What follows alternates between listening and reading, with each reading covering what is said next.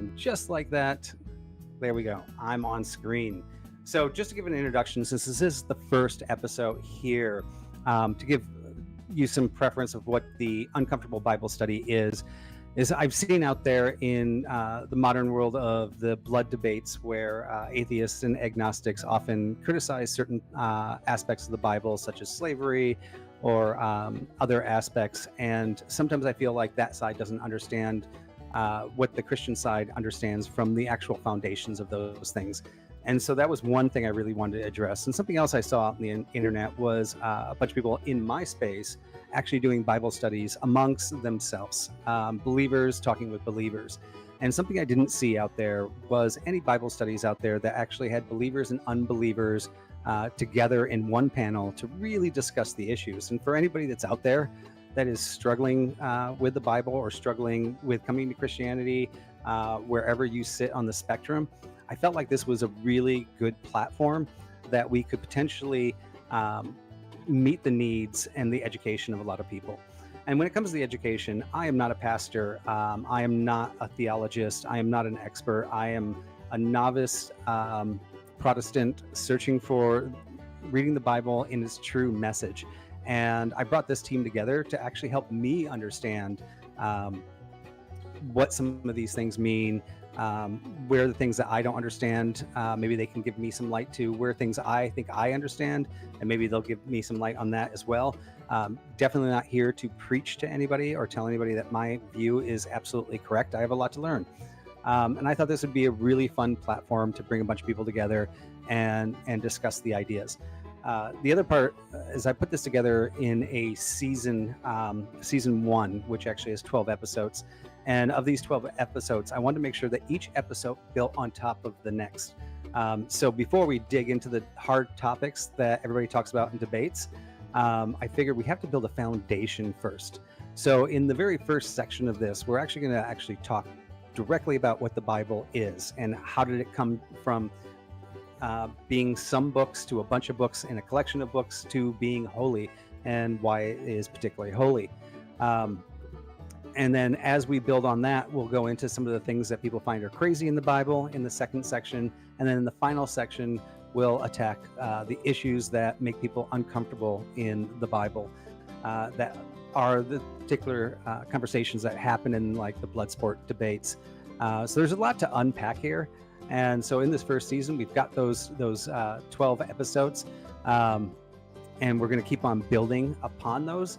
And so I think this is a very exciting and a space that really doesn't exist on YouTube yet, where we actually do look at the Bible with atheists, agnostics, and Protestants. And I think on our panel here, we've got three Protestants, and one Lutheran. We don't have any Orthodox, but that is definitely something we'll explore here in future seasons and debates. So with that, I do want to talk about a little bit. I got to do the YouTube legal stuff, right? So the views and the opinions expressed in this program are those of the individual panelists and do not necessarily reflect the official policy, position, or beliefs of this channel, its hosts, or its affiliates. This broadcast is for educational and discussion purposes only. The channel does not endorse, condone, or support any specific personal, religious, political, or ideological positions expressed by participants. All content is intended to encourage respectful dialogue. Hate speech, harassment, or derogatory language is not tolerated and may be removed in accordance with the YouTube TOS. So now that we got the legal stuff out of the way, I did want to put this first quote up because it is a Bible study from Romans 1:16, and it's NASB, which we're going to talk about what that is next. For I am not ashamed of the gospel, for it is the power of God for salvation to everyone who believes, to the Jew first, and also the Greek.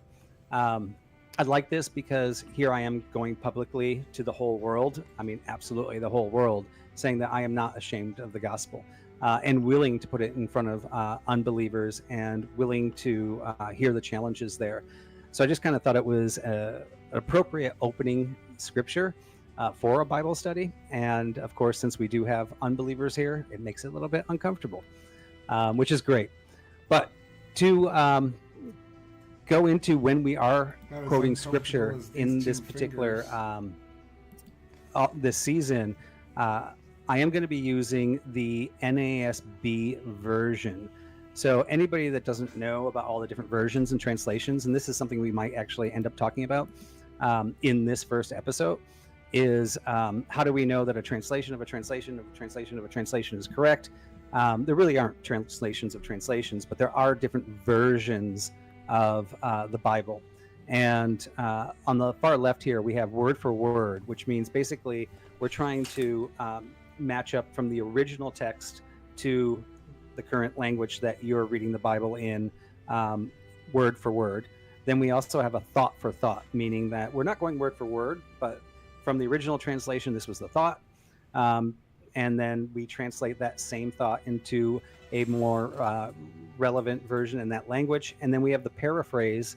One of the most well-known ones here is the Message Bible, which actually doesn't even do a thought for thought, but kind of brings things into today's psychology and ethics and things like that, trying to match it up with time, space, and it's not a word for word. There's also one on here that's not mentioned, which is the new, I think this is Glenn's favorite, the Gen Y, or was no Gen Z Bible. I would definitely say that's in the paraphrase area there. But there's another one that's interesting over here, kind of hidden by the chat here, which is called the Interlinear. This one is actually a word for word translation. There is no additions, no subtractions, and if there's any unknown words there, they're marked as unknown. So you can actually line these up. So the reason we're using the NASB, which sits right here, is because when it comes to the English versions, it is the most accurate word for word of the original manuscripts. We can see here the original King James version, the KJV here, is actually more literal word for word than the New King James version, which is kind of interesting. And then one of the most popular Bibles out there is the NIV, and we can see this one sits right in the middle of the thought for thought. So for relevancy, and because we have non-believers that often talk about the translation, we will be using quotes all season from the NASB. So given that, today's topic is actually where did the Bible come from? And so we're really going to be asking a simple question: where did the Bible actually come from, and how did this collection of writings become what we now call Scripture? I invite people in the chat to throw their questions out, engage, and I'll be monitoring those, and we'll be monitoring those. At the end of this episode, we will actually start addressing some of your guys' comments. You can bring them to the panel. We'll let the panel respond. So given that, let's actually jump into the panel. So every episode, we do have a committed panel that's here that you guys will get to know and love. I have to give my extended appreciation to all of them because they have been so helpful in helping me launch this. They've added a lot of the insight into all of this. It has not just been me. I just have an amazing group of panelists that are both faithful and unfaithful or non-faithful. And I'm really appreciative to all of them being here. But every episode, we will have one special guest. And these special guests, sometimes I know what side they're on, sometimes I don't. Sometimes they'll be coming from an agnostic, an atheist, an anarchist, maybe even a different religion view, or they may be actually on a faithful view. I'm going to try to make sure I bring up panelists when it comes to really detailed conversations that has some sort of relevancy to that particular conversation. So we do have our first special guest, and I'm proud to announce him. That is going to be Cleaner 409. So I'm super excited that he's here. Super excited that he's here to support me. Very great guy right here. You can find his YouTube channel at Cleaner 409. So make sure, if you haven't seen him before or you're not familiar with him, go over to his channel, check it out, subscribe, like, make sure we show all of our panelists out there some love. I'm about to bring up our panelists. I am your host, and this channel is originally streaming from YouTube or Vybe on YouTube. So if you want to go ahead and follow me and get updates on all of our studies that are coming up in the future, make sure you subscribe there. I already mentioned our guest, Cleaner 409. On our panel, we have Beth, we have Glenn, we have Dusty, we have Ryan, we have Tyler, who's average debate enjoyer, and hopefully John Mooseman's going to join in at some point here. I'm not sure if he's going to make it on today's episode or not. Actually, I haven't checked the back room to see if he's shown up yet. No, I don't see him yet. So yeah, make sure you go to everybody, like and subscribe them, follow them. It's, like I said, a super honor to have everybody there. So with that, I think we'll go ahead and as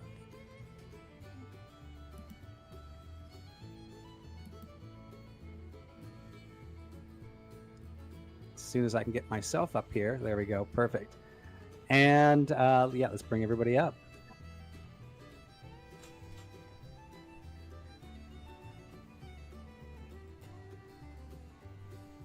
Cool.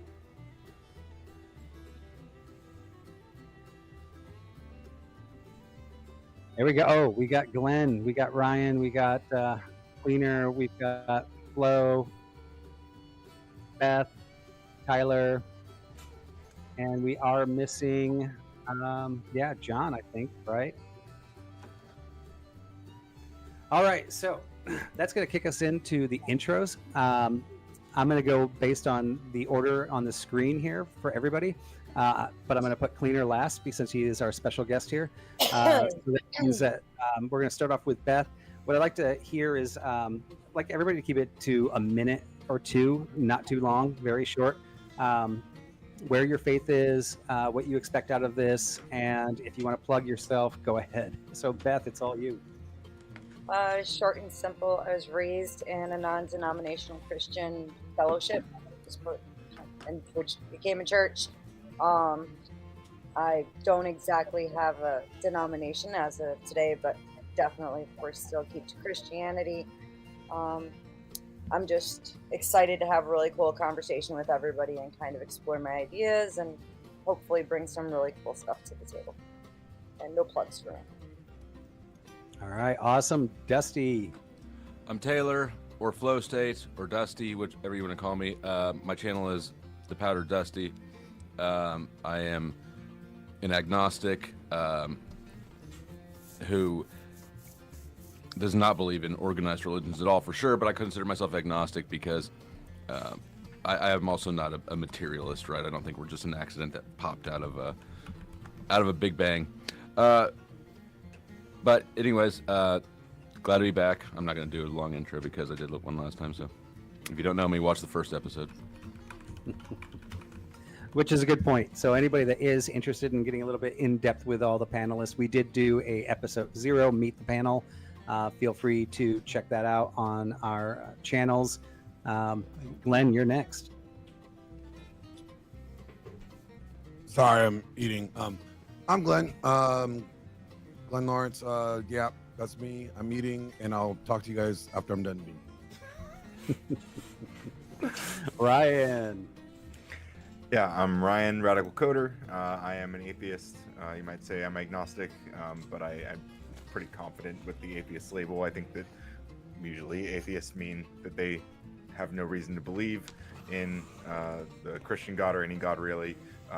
Atheist to that, as well as Ra, the sun god, etc. But I am very open-minded, very curious, a little bit spiritual in some ways, but more so in a caring about consciousness kind of way. But definitely very interested to see like what I don't know about the Bible, which is a lot. So it'll be interesting to hear where people are coming from. I'm always very, very skeptical of anyone who claims to know what the creator of the universe wants and to want to impose that on anybody around them. All right, Tyler. Hello, average debate enjoyer. I'm a little outside of my element with this, so I've been prepping like crazy. You really should go back and watch the first episode. Vybe got into his childhood. It was really tragic, heartwarming. Like, really, like, just check it out. It's great. On top of that, I am about as atheist as one can get while still remaining agnostic. Just because there's no evidence to prove something to me doesn't mean there's sufficient evidence to disprove that it could exist at all. So I leave that door open a little bit, but I'm the ultimate skeptic here to kind of question everything thrown my way. Otherwise, check me out on YouTube or Twitter or, Twitch and all that fun stuff. All right, awesome. And then finally, once again, thank you, Cleaner, for joining as our first special guest. And the floor is yours for your introduction. Cleaner, I don't have a specific religion that I ascribe to, but I have an unwavering faith. No one will ever be able to talk or debate me out of my belief in God. I am very, very steadfast in that. You're immune to logic. No, actually, I'm not. We can get into that, though. And is that it? Ooh, I think we see where the fun's going to be tonight already. That's exciting. Yes, absolutely. All right, that's exciting. All right, so once again, it's going to get uncomfortable for the atheists and the agnostics here because this is a Bible study, so we are going to do some scripture. Sorry about that. Christians too. It's going to be uncomfortable for everybody. Oh, Not for just- sure. Yeah, I think I wouldn't say it's particularly. I mean, I'm not uncomfortable when I read Lord of the Rings. I'm not uncomfortable when I read Harry Potter. Mythology's fascinating. Brilliant. And Beth is 100% right. Because there are topics that when I read, I'm kind of a little bit uncomfortable about too. And once again, that's the reason for this whole study, right? Where I'm reading something and I'm like, when I have to discuss it with somebody else and their views, sometimes it gets a little uncomfortable. Yeah, you don't want to accidentally lead anyone the wrong way either by saying something that, might completely turn them off like that. So it can be it's Exactly. uncomfortable for everybody. I agree. Christian So on much. Christian violence kicking off. Well, I mean, from what I've seen most recently over the past year and a half, 2 years, that seems to be what happens quite a bit, because some Christians believe that just because somebody smokes or drinks a little bit of whiskey or something, that they can't be a Christian or they're doing something wrong. And Yeah, those just guys not think what they're the Bible God says. themselves. I get that. I'm just saying, so this is something very simple, and that's not necessarily true. So I do see a lot of that. Everything has Puritan gatekeeping, though. You're not a sufficient X unless you do Y is like a very common thing right now. Mhm. Yeah, I kind of like it's above my pay grade, so I don't worry about things above my pay grade.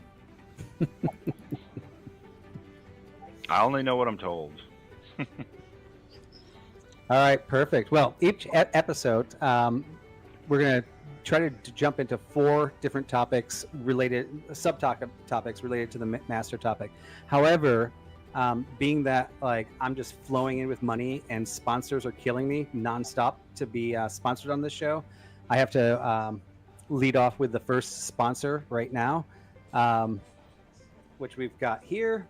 So tonight's Uncomfortable Bible Study is proudly sponsored by Scrolls R Us, your one-stop shop for slightly used Torah scrolls. That's right, friends, 20% off parchment that's only been cried on a few times in a synagogue. Why buy fresh when you can buy blessed?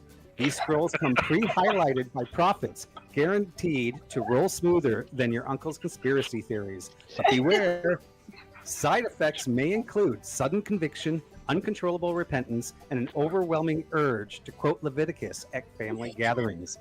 Scrolls are us because the word of God never goes out of style. Oh my You god. know, you should totally let me make a commercial out of this, like the Diddy Oil one. Yes. I can make it. Yeah, Exactly like the Diddy Oil one. Oh my I god. know you would like the Diddy Oil one. There, I mean, Ryan. that was a pretty good live. It was a great play-off live. of that. That was you did that. You delivered that really well live. Perfect. He's done this before, you guys. He's done this before. Don't forget to use code VIBE at checkout to earn an extra 10% off, by the way. Oh man, that was excellent. All right. I figure there's no better way to set up the conversation than with a little bit of humor first, right? All right. So yeah, first section and the first topic is what is the Bible, and so I'm just going to kind of go through a little bit of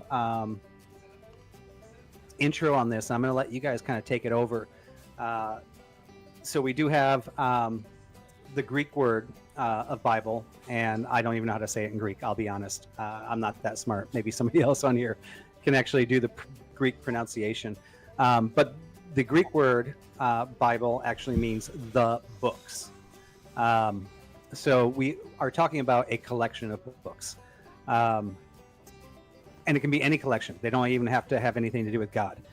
So it's a collection of books that fit into a common reference. When we really want to get accurate, we actually talk about the Holy Bible. So when we talk about the Holy Bible, that means we're talking about a God-breathed, or at least on the Christian side, a God-breathed group of books that have been compiled together. Something that's important about this group of books in the Holy Bible is that they're not a science book. They are not explaining biology. They're not explaining physics. It's actually telling a story. And to make the story really short, it's telling a story where God creates, humans fall, God redeems through Christ, and it ends with restoration in a new creation. So it is a story, and it actually fulfills that story from the very first book to the very last book. The Bible actually consists of, in the Christianity version, 66 books for the Protestants, 73 for the Catholics, and I think even more for the Orthodox. I definitely think this might be somewhere where people will go, okay, we got a lot of books here. This is going to be part of the conversation, and we have different Christianity faiths.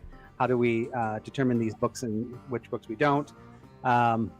So really, when we're looking at the Bible, if the Bible is just books, does the authority from the word Bible come from the word Bible, or what's inside the Bible? And this particular group of books, through what's inside of it, is that what makes it holy? So I've got a couple passages here too, before we kind of dive into the questions here. So I did talk about NASB. All these quotes are going to be NASB throughout. We're not going to mix and match. We're just going to keep that consistent. Also open to the chat saying, hey, why are you using NASB? I'm looking for any criticism, anything we can do to make it better, let me know. But we got 2 Timothy 3:16 through 17. All scripture is inspired by God and profitable for teaching, for reproof, for correction, for training in righteousness, so that the man of God may be adequate, equipped for every good work. Another quote we've Profitable. I want to point out profitable there. Interesting. Well, got. Oh. okay. Psalms 119, 105. Your word is a lamp to my feet and a light to my path. So from the Christian side, this is kind of when we're looking at the Bible, like the Bible is a lamp for us. It guides us. We see where it's going. But for the non-Christian, when we're actually looking at what the Bible is, we did discuss, is the Bible more like a library or a single book? And to my point, I think it is a library of multiple books, multiple authors. But in the end, it's kind of a single book because it is a single story. And once again, I'm not saying this is a fact. I'm just throwing these out as questions. Does its diversity of genres strengthen or weaken its divine claim? And is it an unchanging light for mankind? So this is kind of the first section of what the Bible is. I'm going to go ahead and open it up for whoever wants to kick it off. Last one's easy to answer. It depends on the religion. Some religions allow their biblical text to be interpreted and changed over time based on the era that we're in, the the time that we're living in, and some don't. All So, of them do. Unless you're saying you read it in the original Greek. well, we may translate it, and if you consider that a change, then sure, it's changed. But if you consider a translation a simple translation and not a change, then I would say no. Some religions have tried to keep it as to the letter as possible. I think that the point was to try to keep the spirit of the language that was being used. However, obviously, from the words we have today don't have the same meaning that they would have had, 2,000 years ago. Like, for instance, the word profitable, which I know Dusty jumped on real quick. First, I would challenge. I mean, Christians are taught to be generous. Exactly. They're taught to give away. If more if than they- I had no morals, I would absolutely rebrand and come back as a preacher, because it is profitable. It is profitable. You cannot say that word is wrong there. It certainly is.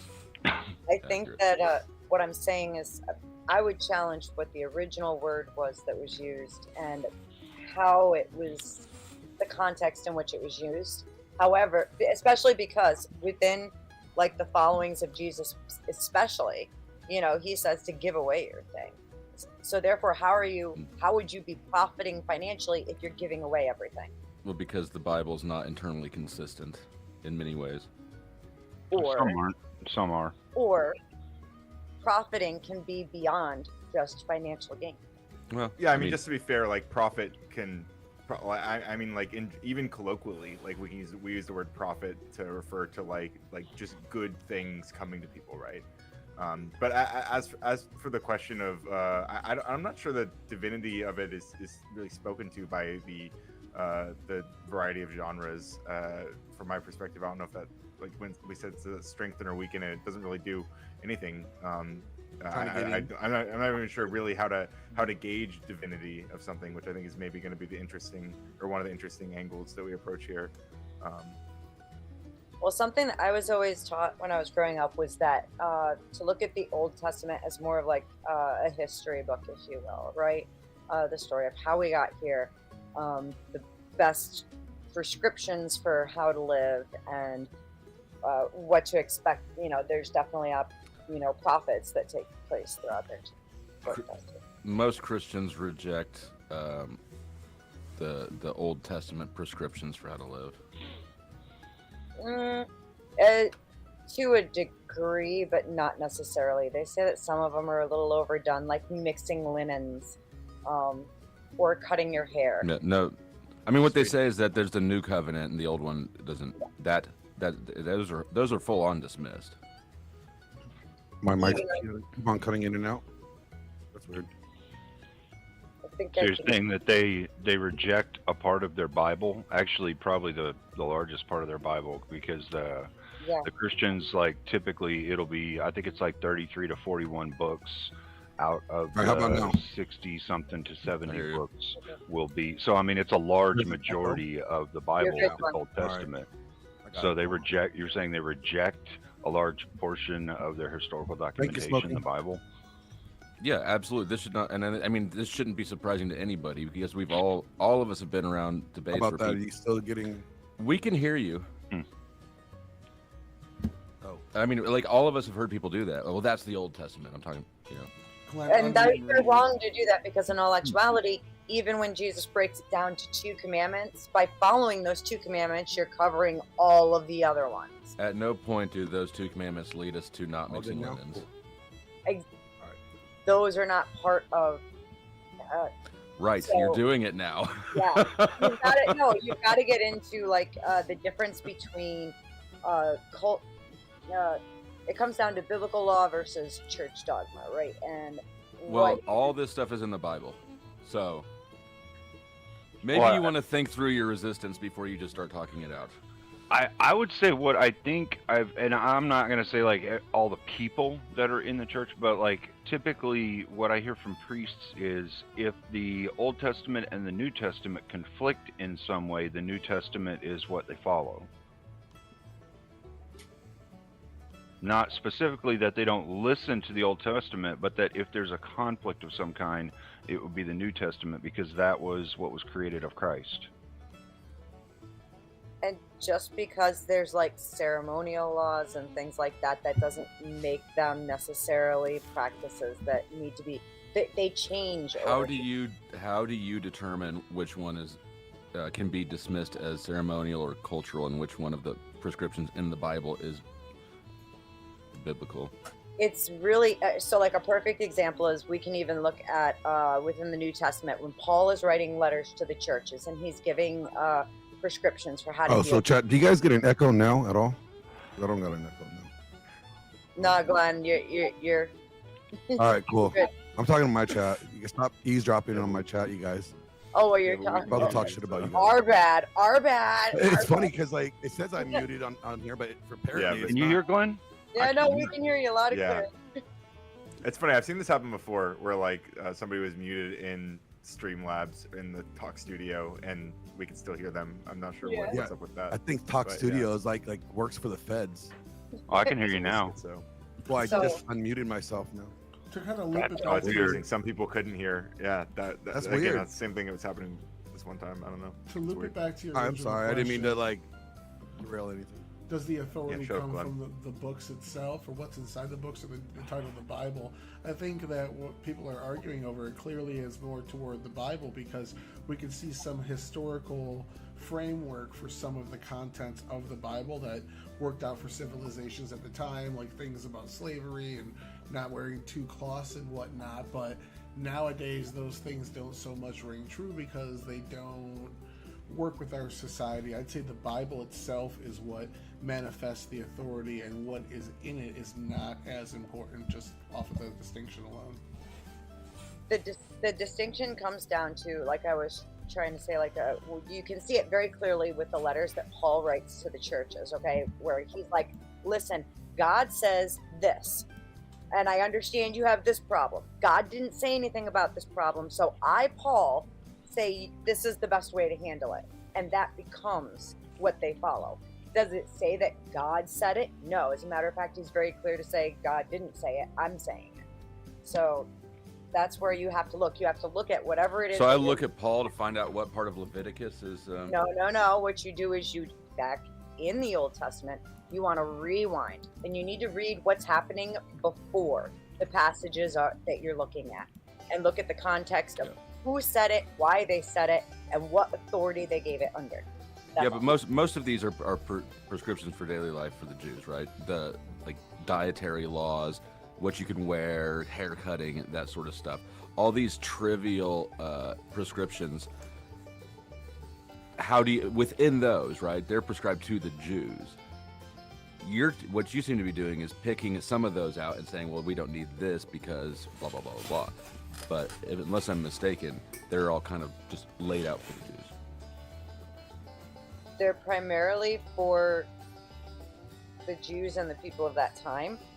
I'm not entirely sure. I mean, of course, it's like I said, even you see ceremonial laws shift and change over time depending on where they are and, you know, who the, pretty much who is there and what the circumstances are. They couldn't always practice things the way that they wanted or traditionally practice them because they were under occupation or, you know, full out in slavery. So God changes his mind about the laws. no, God didn't change. Again, did God say it, or was it something that was recommended by the people to set The themselves apart Bible is from God's everyone word. So, I mean, could we break this up into a few different pieces, right? So we've got the 10 Commandments, right? That's the most popular thing that everybody knows. And from the Old Testament to the New Testament, I wouldn't say that the New Testament actually refutes the Old Testament. I would say it actually it completes and it extends it, right? So if we were to look at it at the 10 Commandments, is there anywhere in the New Testament, per se, where Jesus says that any of those are now no longer valid? He doesn't say they're not valid. He says he completes the law. And the implication there is that you don't need to stress about this. If something is completed, it's not still in process. He says Yeah. he fulfills the law, which means he lived it to the letter. That's not what that means anywhere else where the word fulfilled is not used that way anywhere else. You're redefining it. Okay. Is it? Give me an example. When else does fulfill mean embodied? Just because you embody something, he says outright, I came to fulfill the law, not to do away with it. That doesn't mean the law is now done and gone. So how did you come to your conclusion that fulfill here means embody? Because that's not where how fulfill is used anywhere else, not even in the Bible, but just at all ever. You can, all right, how do I word this? Fulfill is in the completion of, or fulfill is in the feeling of? As in,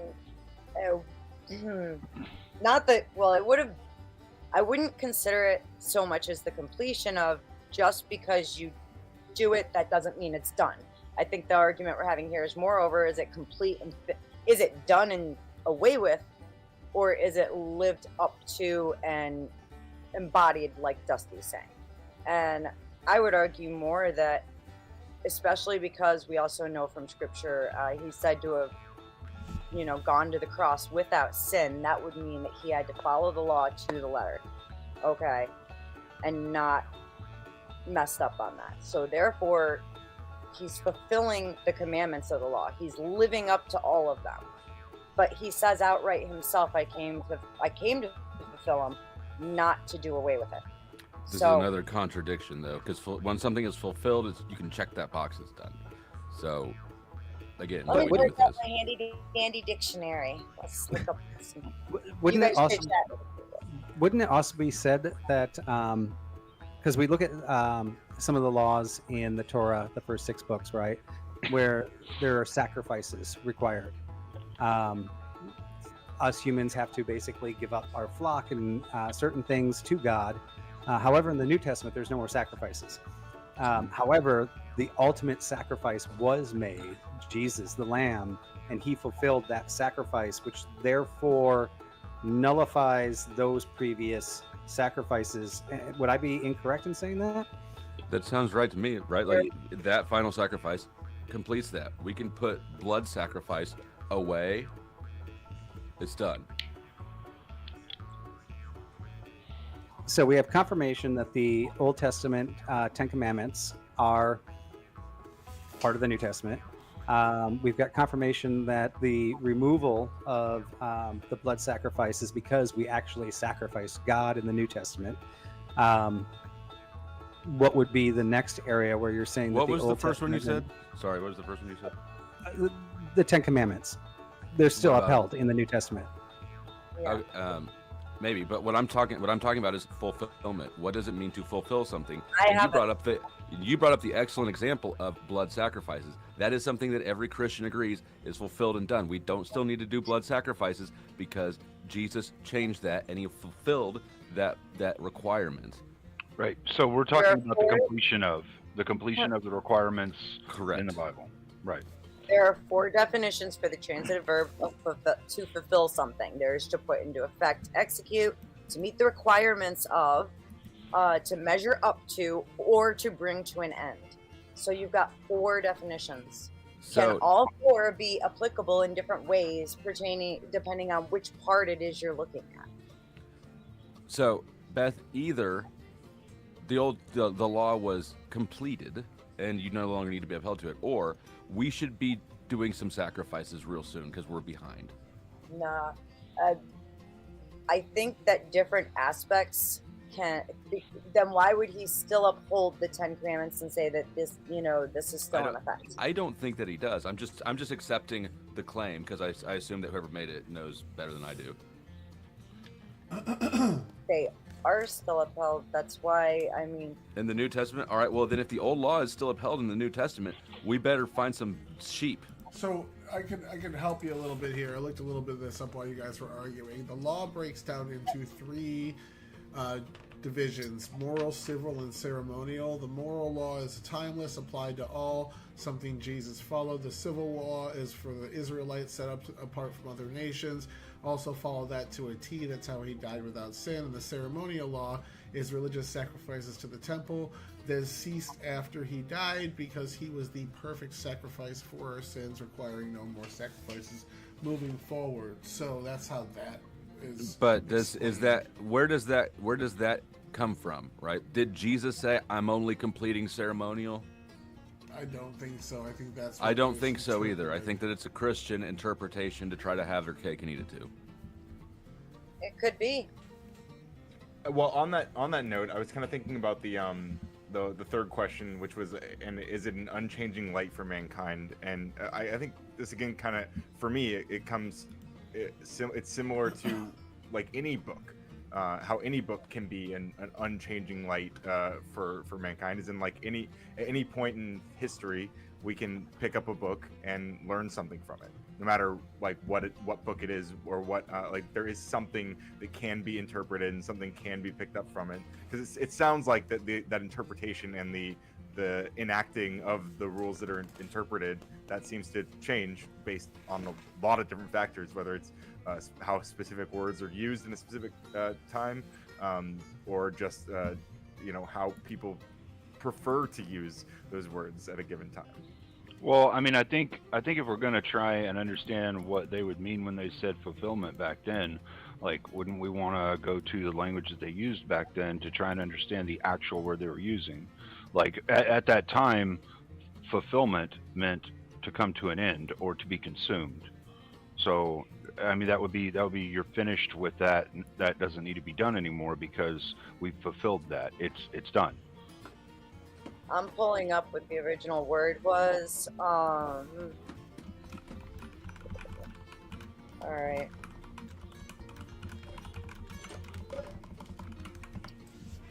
The original word, I can't even put it up here. It's P-L-E-R-O-O with a bunch of lines over the top. And it looks, so the core meaning of the word, as in to fill something up to its capacity, also to accomplish or carry out. Jesus carries out the law by perfectly obeying it and bringing it to its intended end. But that's not Dun. Right. So something would be accomplished. It would be finished. It would be done. No need to do that anymore in the future. I.e., Jesus sacrificed himself, completing the sacrifice, so no one in the future has to complete a sacrifice anymore. Which would also be why the only requirement Jesus gives for getting into heaven is to believe in him, right? There's one requirement. So the old requirements were completed by Jesus. There's really no way around that. So then the argument becomes more of, is it a requirement or is it more of like a, I hate to say suggestion for your well-being? Because I mean, we can all agree that many things that are listed in the law and in the Ten Commandments are bad for us, right? Like murder and lying and stealing and but I mean those are universal rules, right? There's nothing uniquely Jewish or Christian about not stealing, right? Stealing is prohibited basically across the board. Well, I would disagree with that statement with the way today's society is going, in the sense, right, like, thou shalt not covet thy neighbor's wife. Right. I gotta close my windows real quick. We're like getting yelled at here back. We have a lot of degens out there that are saying that, you know what, like, what if both parties are fine with it and you want to do threesomes and you want to sleep with everybody in the neighborhood and do all these things, that's perfectly fine. And we're moving towards that type of society where if I don't like that somebody else just like goes around and sleeps with everybody, I mean, because that's one of the commandments is basically we should not be doing that type of stuff. Society can change. Ryan, stop it. But that's a non-enforceable law, right? Well, it is. Because coveting somebody. How would you know if somebody's covetous? It would be non-enforceable now based off of the world, like the social construction we have here in America. But in some countries, it's enforceable. Like if you go over to some of the coveting is a feeling. That's completely well. If somebody sleeps with your wife in the Arabic countries, you can fucking kill them. Right, but you're moving the goalpost kind of, because coveting something and having sex with it are two different things. what I'm actually speaking to is the act itself, right? So if you're doing something like that, and I don't I don't know if what they were specifically saying was just the thought of, but I mean I would think even the thought of something like that would be kind of, I mean that would be kind of fucked up, you know? It's somebody else's wife or some shit, you know what? Like really, Sure, you know? but I mean, my point is that this is a non-enforceable law. So That part of You it can- would you be, can- but you- the action could be enforceable. but the action is something else, and the action is not what's prohibited. The sentiment is what's prohibited. Well, But who realistically, are you either talking one about? could be enforceable, right? Like if you could you could attempt to enforce, and I'm sure there have been places that tried to do this, or they did try to enforce is someone just even having the idea of coveting their neighbor's wife, right? Or like how just having an attract, like if somebody like It's a handy displays some sign. justification. It's a handy justification if you're mad at somebody like, I saw Ryan look at Yeah, my yeah. wife. He's covetous, you know? Exactly. Yeah, yeah. And you know, if you have a state that'll enforce that, then I mean, they certainly could in But theory. how is this unenforceable? Wear by sunglasses, guys. Tell Well, your wife you to know, stop staring at me. I don't know. the thought side, I think that what Dusty's saying is fair. The thought side is something that's unenforceable. You can't prove somebody's thinking something unless you see them act upon it. The action we can enforce, but not the thought. How could you enforce the thought? You're not God. Well, but enforceable does. I think it doesn't. You don't have to be right or wrong technically to enforce. You can just have the idea that someone is doing it and then try to enforce that on them. Like right. Like I mean, realistically, like that Yeah, is but that is but there technically can- possible. That law, That as wouldn't written, necessarily be can never enforced, be though. justifiably enforced. It can be referenced as an excuse to unjustifiably, you know, persecute Right. somebody. But you could, but to say that it's against the commandment to think this thing, and you're thinking that thing, there's a big disconnect there. Right. So if I can bring this back, because I actually do understand this argument here, but we are talking about what is the Bible. So based on that first topic there, I know we're now arguing between the Old Testament and the New Testament, and I think it's a good argument. But I mean, maybe we can go around on each panelist's idea for just like a minute on what each person thinks the Bible is outside of the laws in between, or the Old Testament and the New Testament, because I actually do want to go into that and kind of develop from the beginning to the end. But I mean, what is the Bible to you guys? Where do you want to start with? What, me again? You're talking. Let's go. Oh, Lord. Thank you for volunteering. So, it's a collection of texts that, in my opinion, is incomplete. There were many more texts that were considered, only some chosen. And I believe that the Old Testament is primarily more of like a history book, essentially. We can actually nail down a lot of the events through it, which was kind of shocking to find. And I think the New Testament is more prescriptive for us. And it's something for all of us to fight about. For sure. And what do you think the Bible is, Dusty? First of all, I would like to shout out my 40 times great Grandpa Constantine for creating this monstrosity. I think that it is it's a selected collection of spiritual books that has been turned into an idol by the Christians that follow it. It's also not a consistent story. In fact, Christianity is the inverse of Judaism. Everything from the law, which in the Old Testament God is referenced to as the law several times, but Jesus fulfilled the law. And as we can see, even though Christians will go kicking and screaming to acknowledge it, the Old Testament law is not a key function of Christianity today at all. I do love, and I take a little half win there, that you didn't say it was a collection of books. You said it was a collection of spiritual books. Okay. Yeah. As well as like the Sabbath. Remember the Sabbath and keep it holy. Something as simple as that has been changed by Christianity.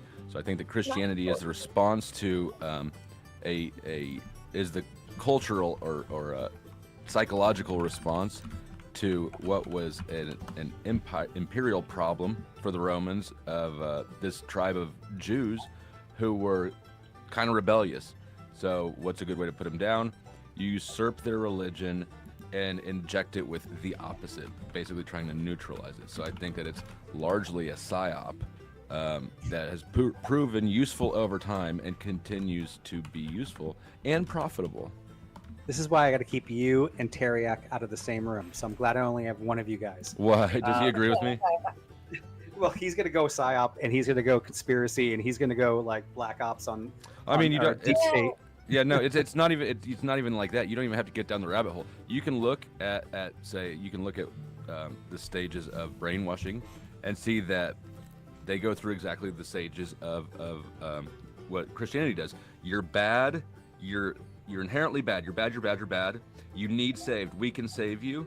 Here you go. Here's your relief. It's exactly the same thing as brainwashing techniques. This is great because I actually did cover a lot of these topics in the original episode 1, so I do have retorts for that. I think I'm going to save for the next episode. But Ryan, what's your version of what do you think the Bible is, and is it real? I mean, Is it real? I mean, like, there is a Bible, right? Like, it is. I'm not sure how to engage with that exactly. I don't have like a deep understanding of the historical context. But like it certainly seems like it has a functional use historically. Like we talked about how a lot of the things that the Bible suggests are or commands are things that are just kind of good in general. Like would surely have, like, most people would have been like, don't take my shit, like don't steal from me, regardless of, you know, before the Bible or before the commandments are telling them not to. Don't kill, like, you know, people are like, don't kill me before that, like people still so like try just using a system to try and enforce these things or to encourage more people to follow those rules certainly seems like a functionally useful thing for societies. And so I imagine that in a lot of contexts that's what it was used for, and that also means that it was whoever is kind of deciding what it says or who communicates what it's saying to people in their society, they are also able to use it to tell them what they think, you know, again, as I alluded to earlier, like what they think the creator of the universe wants them to be doing. Whether that's good advice or bad advice is a different conversation. So. and I'm going to skip the screen a little bit here and go to Glenn on his interpretation of what the Bible is. Yeah, so what the Bible is basic instructions before leaving Earth. Thank you very much. I rest my case, Your Honor.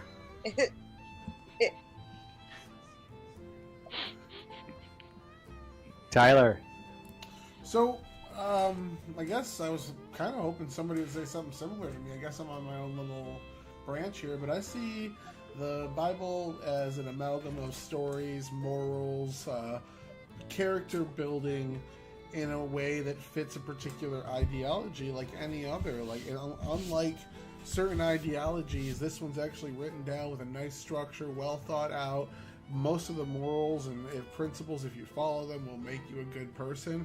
I view it as this one just has a ringing endorsement because they also made up this entity that's all-knowing that says, hey, this is the right one. And coincidentally, every religion does something similar to that. But I don't see it any differently than finding an ideology to have your worldview around that's political, or finding an economic ideology that you base your worldview around, or anything like that, except this one is more overarching, more encompassing. It controls actions on higher levels than just these other minor ideologies would by comparison. Like, you put socialism up against religion, obviously socialism's going to fall far short because it only covers this much, whereas religion is a dictate for your entire life. But I think it's a complete ideology, and almost all successes of it, a lot of atheists try to play down. I see those all as successes of man that we should take. We should take a victory lap for, and in essence say, like, you know, the people that believe this believe that God handed it down to them, but essentially this is the creation of man, and this is some of our best work. So that's kind of how I see it. I like that, and I'm going to put a pin on that. But I'll let Cleaner kind of wrap up with his final definition of what is the Bible. I would say very close to what Tyler said. It's a collection of stories that show a prescription of morals that should be aspired to based on the religion's social construct of right and wrong and or good and bad. Yeah, and you know guys, I what? said it's so much easier. Basic instructions before leaving Earth. Like, the acronym worked. I'm not an Why do you guys astronaut, like so say I all don't this blame other you. words and stuff? You just like made it take longer. Well, I think there is something key into what Tyler said too, right? And kind of going into like, where did the Bible come from? And ultimately that would be, does it come from man or does it come from God? And there's something really interesting because, I mean, Tyler actually said it's like one of the, it has good morals, it has good stories, it has good anecdotes. It has actually helped build society in quite a positive manner. And I think a lot of atheists and agnostics would agree it helped build. Now, I don't know if they necessarily agree that it is relevant today, where we're arguing it is relevant today. I think it's more relevant today than ever. But I think they would all agree that through history, minus the Spanish Inquisitions and people that like used it incorrectly, overall it was really good building blocks for humanity. But if we actually look at this, where did the Bible come from, right? We know that we have like over 40 authors, right? We have 3 different languages it was written in. We have different time periods, and we have different locations. All these things were written in. It's like a big jigsaw puzzle. And somehow we were able to pull all these pieces together where both forward and backwards, all these books, when put together, reference each other. And granted, there's some books that are left out of the version I read. There's some books that are left out of both the Catholic, the Christian, Orthodox, and Protestant versions. But even when we look at these books, they all forward and backwards self-reference each other with different authors of different times in different locations. And when I look at where did the Bible come from, it almost just seems amazing on how coherent it is when put together. That it almost seems impossible that it could just be man. Like, I mean, how did guy A in this century and guy B in that century coordinate to make sure their books line up? So But I'll just guy- kind of put that out guy- there. And this is kind of bringing us back into, this is bringing us to section 2. Where did the Bible come from? Because guy B read guy A. No, because you see, you can actually look at places in the Old Testament where over 1,000 years early, crucifixion was described in really great detail over 1,000 years before crucifixion even existed. So how? Probably not. First of all, crucifixion is not a complicated concept. It may have been formalized and institutionalized later, but it's not a complex concept. Also, we're receiving a completed book thousands of years later. You're saying with absolute pure certainty that it could not have been added afterwards. Like, people don't use prophecies or predictions or Nostradamus stuff and then try to play with dates or use it. Of course it could have been the most logical thing is to go, well, this if there could have been no way that they knew about this back then you have to assume that it was added at a later time. That's So, okay, Yeah, I get what you're saying, and like, all right, as far as the books go, like, I can totally agree. Like, there's a lot that I personally think should be in the Bible that's not in the Bible for a myriad of reasons, primarily because it cost so much and was so labor intensive in order to even make texts back then, depending. You Especially think that they left that out because the I church think- couldn't afford it? but some books absolutely, and because they also don't like, they picked what best suits some narratives in some situations, or what they felt completed the message thorough enough for what they were aiming at. So I think there's books that are absolutely left out. I mean, many of the Dead Sea Scrolls can be dated to the same time period as our earliest texts that we already have in the Bible. So, Well, then wouldn't that be saying that the Bible is incomplete then if there's things left out? well, technically, no, just because this is the Bible that we have right now does not make those texts any less applicable. Why does this Bible have 66? The Catholics and Orthodox have 76. The Ethiopians Well- have 88. There's I not. think the question that's being asked here, Beth, is what's your metric for completion of the Bible? What would you call a complete Bible? What makes it complete? That would require an entire library, in my opinion. But that's also kind of what they consider So do you agree that the Bible is not the perfect infallible word of God? It's the flawed. words. The words within the Bible are. I think that there are more texts that should have been included. So we've got a perfect book that's incomplete and has been changed many, many times. And That makes it just imperfect. right. So there's a couple things in there. I wouldn't necessarily say it's been changed. That's what I'm. It, Well, we I mean, actually, it has been changed for sure. We can look at there's slave Bibles. Slaves didn't get the same Bibles that freemen Yeah, got. but those were stick figure drawings. They didn't No, read so- either. If we're talking about the Bible, okay, let me change that. Let me change it a little bit here. The Bible's been changed, right? Because it's a collection of books. The books in the Bible is really what I'm referring to. Yes. So when we look at Genesis, you know, Some of these the people Muslim, are the religious, Jews, so- the Christians, the Orthodox, we all have an unchanged book of Genesis that hasn't changed, and it hasn't changed through history. People didn't rewrite it. We're all translating from the original, oldest copy we can find, and I mean, at one point it was like 7 centuries, I and did a then I lot think we of gotten prep down work to like for the this. 2nd century, and we found pretty much I no didn't. version of changes between that. So when I'm saying Same with Isaiah. it hasn't changed, I'm same not with saying the that the Iliad. Bible Same hasn't with changed. I mean, That's a yeah. collection. All you're saying is that that's a nothing statement Yeah. as far as the This- question this one goes, dude- right? No, and I want to get to that because I actually think it's very relevant, and we can actually look at it through the development of the Bible, right? So the development of the Bible first was individual books. So that's where we have to start. There wasn't a Bible when the first book was written. I gotta pay attention. And this goes for the New Testament too. There wasn't a New Testament either on day one. There was one book written.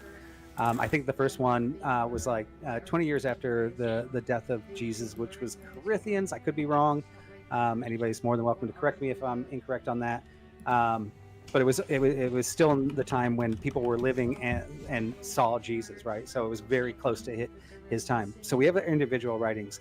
Then we have the Torah, right? The Yeah, first 6 we're books. just So now we have starting 6 out books with that were the written. basics, like, what is the Bible? How did the What's Torah the become names, recognized, like, which would have been part of That's all you we're know, talking about right now. Moses and Abraham's Give us a bunch of quotes. journeys. Actually, probably more to the flavor after Moses, right? For the declaration of the Torah. Now we can sit there and we can scrutinize what became the Torah, and then we have the prophets' writings, the Septuagint. Sorry, I always pronounce that wrong. Then we have the Hebrew Bible, and then we have the Christian New Testament, and then we have the 3 different versions of that, right? Now, each of these went through different versions of canonization, right? Each one had different types of councils that actually consulted on what we should put in the Bible or not. And once again, I said at the beginning of this Bible study, I am not the smartest guy when it comes to all this. So the understanding that has been fed to me, depending on which version of the legitimacy of each of these periods where we started creating Bibles that started getting bigger, especially when it came to Christianity, that we had councils that sat there and said, how many witnesses do we have to this book? Like there may have been tons of priests that were like, I know this book's divine, but then another priest is like, yeah, but we have no witnesses to that book. Therefore, we only can be sure on this particular thing. I don't, but yeah, I mean, there's many creations over here, so or through all these different versions. But I definitely can say the books didn't change inside the Bible.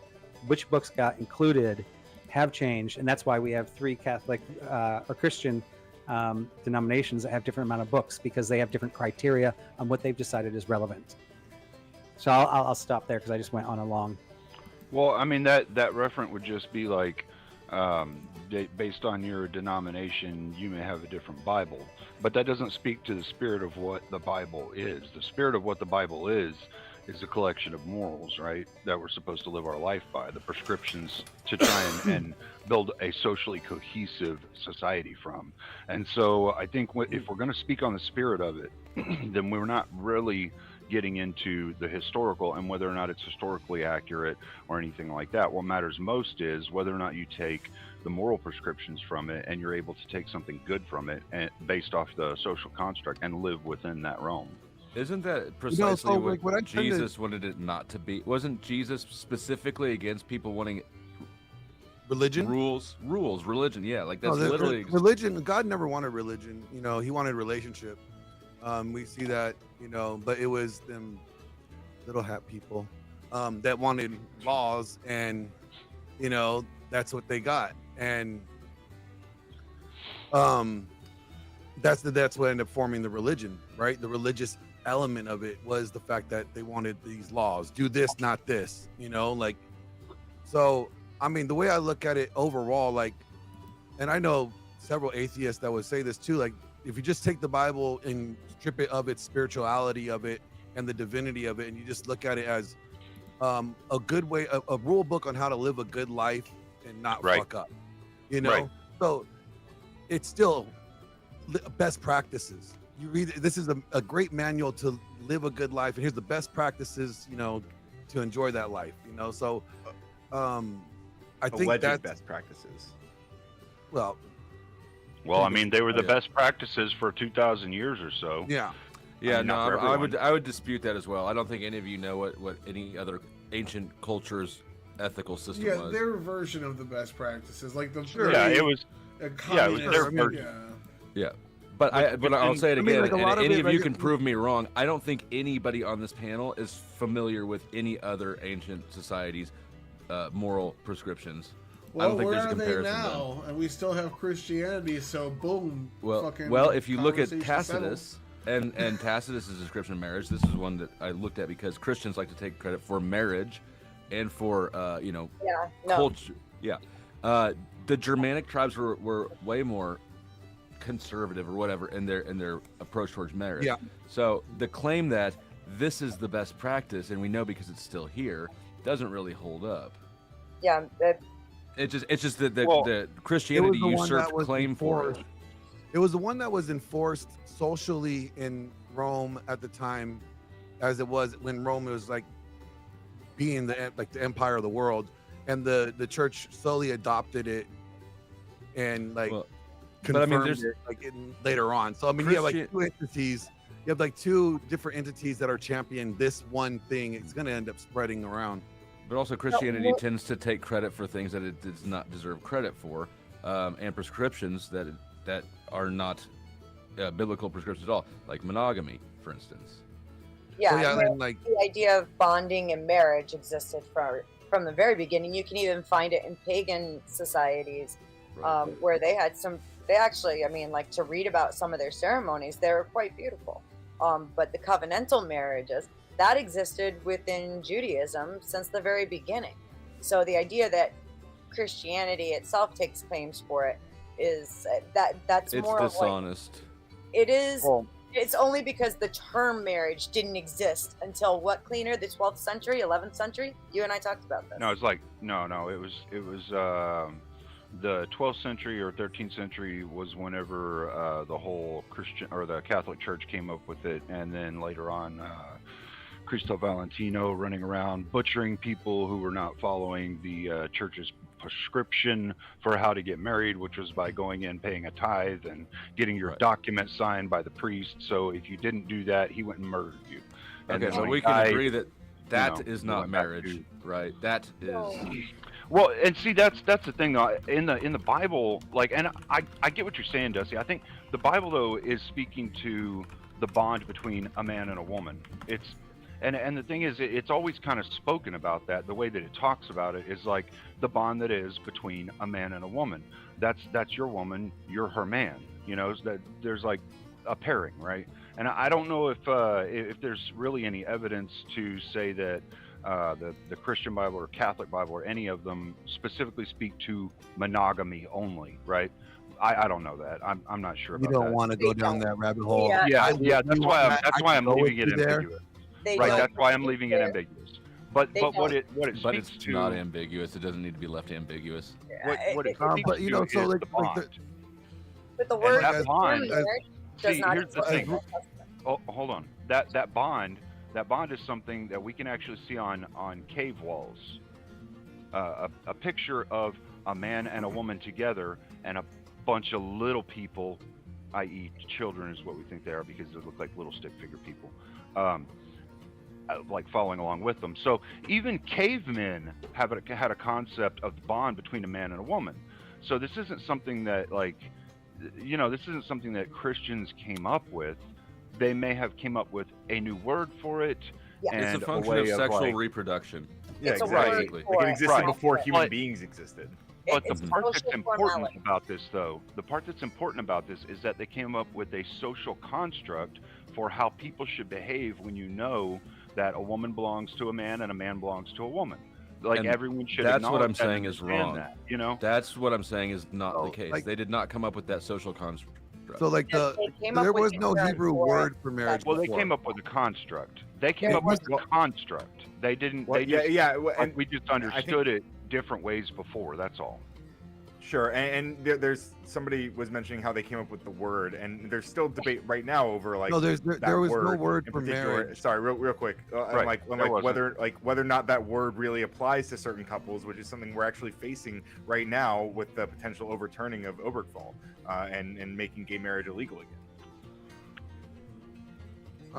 So like I was saying, like there's the Hebrew. There was no Hebrew word for marriage. You know, it was like it was described by like multiple different words. Like to take was lahwa, something like that, and to take wife, woman, or to own was another way of saying it. But there was no like marriage. Yeah, the Right. term No marriage marriage. exists. So then what is adultery in a society that doesn't have a marital concept? Well, it's to a take That's it's a to take concept. someone else's wife.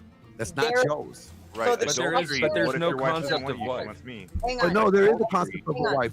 What There it is a is, concept of the word what it wife is- is what it is, Dusty, is that there were these unions. Okay, there were these bonds, and the structure was there. They just didn't call it marriage, and that's what Christians are taking the credit for, is the term marriage, which actually falls more into governmental shit not. than it does. Yes, No, it is. it's not. Why would they take credit for a term? That's devoid. Cleaner, Glenn. I'm They- right. For Right. real, And for the real. meaning What of it, what too. uses They're it like trying- we? Yeah. They made a word. All that That's she's it. saying is that they made a word and applied and gave it this social construct of what marriage is and what it's supposed to be, Okay, based on What is- all the things that we have in history, their writings, No. whatever. Right? look They- at Okay, look at look at the link I'm putting back. That's Tacitus. Just look at the link I'm putting Guys, back. guys. Y'all are Can I- talking what? can I- They're- Just to step back here. What does this have to do with the canonization of the Bible? Well, I don't know, but it does prove that Christians are willing to lie in service of the religion, which tells them that the devil is the prince of lies, and that this world is of the devil. So the biggest religion on earth. Come on now, get your so cognitive the dissonance Greek. in check. There are Greek terms for marriage, right? Like there's like gamos, that means like the wedding, right? The wedding of the marriage. Like the gamos of the lamb has come, like the wedding of the lamb has come. That's in Revelations 19:7. Gamio, to marry, literally means to take a wife in the Greek. So yes, in the New Testament there was a terms to, you know, was defined marriage. It was just, that's what it was, but not in the Old Testament. So can I jump in on the actual, like, kind of trying to wrap this back to the question here? Sure.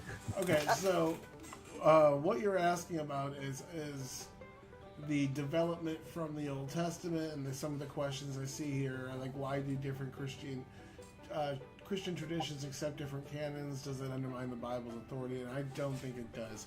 So what we see in evolution, you know, the way that human beings came about, is that depending on where you are, the Galapagos Islands, for instance, if you're there, you evolve a different way because your natural surroundings are different. You become a product of your own environment. So these different religious denominations breaking off, especially when they didn't have a way to communicate like we do now, breaking off, kind of going their own paths, interpreting things differently, establishing their own different sets of rules. Like when I was a kid, I used to go to somebody's house to play Monopoly, and they had these fucking house rules that they made up that sucked ass and things of that nature. So it's That would be idea. terrible. Yeah, same idea. You know, you go in, it's like house rule is you spend too much money on your church, then you're actually doing something wrong, and boom, you're suddenly called a Protestant or whatever. So, you know, like I don't think it undermines anything. I think it's people's interpretations, gatekeeping, differences of opinion, maybe a little bit of I want to be the leader so I can collect the money for the church and be a rich pastor that doesn't work that much or whatever. All sorts of reasons why. I just don't think it undermines the faith as a whole. I think it's a bad argument to say otherwise. And actually, gamos was the union, not marriage. It was the union. The word has been changed over time as far as the English translation to marriage, but it was the union is what it meant. But what the thing that's being described by the word, what's the difference? The difference is just in conceptualizing it. That's all. But What is this doesn't what is the like what conceptual Vybe was difference? saying, though, what Vybe was saying, Even though, this doesn't conceptually, really what's speak the to- difference? The difference is only that somebody decided to write down the rules and regulations of the word and what it is that it entails. That's it. That's really the only difference, dude. Because and like just all we did was hold invent a word. on. It's the same thing as like for thousands of years we've known it's wrong to pediddle children, and now we have fucking laws against it. We didn't always. People used to just slay people for doing that shit if they didn't fucking like it and they found out about it. But we always knew it was wrong. We just didn't have laws against it. Now we do. That's all. That's all. That's it. Yeah, I think that's a good point, right? And when it comes to marriage and things like that, I mean, we can talk about. There's another deeper conversation, right? Is humanity in the world 6,000 years old? If not, and the Bible's still true, and there were sects out there before Christianity that were recognizing marriage and things like that. That doesn't necessarily disprove that the Bible's incorrect, just because.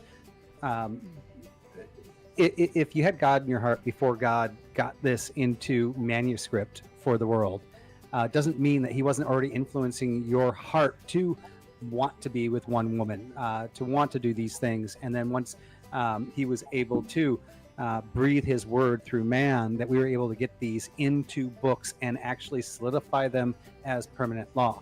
So I think the fact that if you're going to argue that there was marriage before Christianity doesn't disprove Christianity. I don't think it's actually relevant on the canonization whatsoever. I think it's a great topic to actually have and talk about. Maybe we're going to have to add some sub episodes in here and add in marriage in the Bible. But ultimately, when it really comes down to the canonization, that's more what I'm curious about. And like,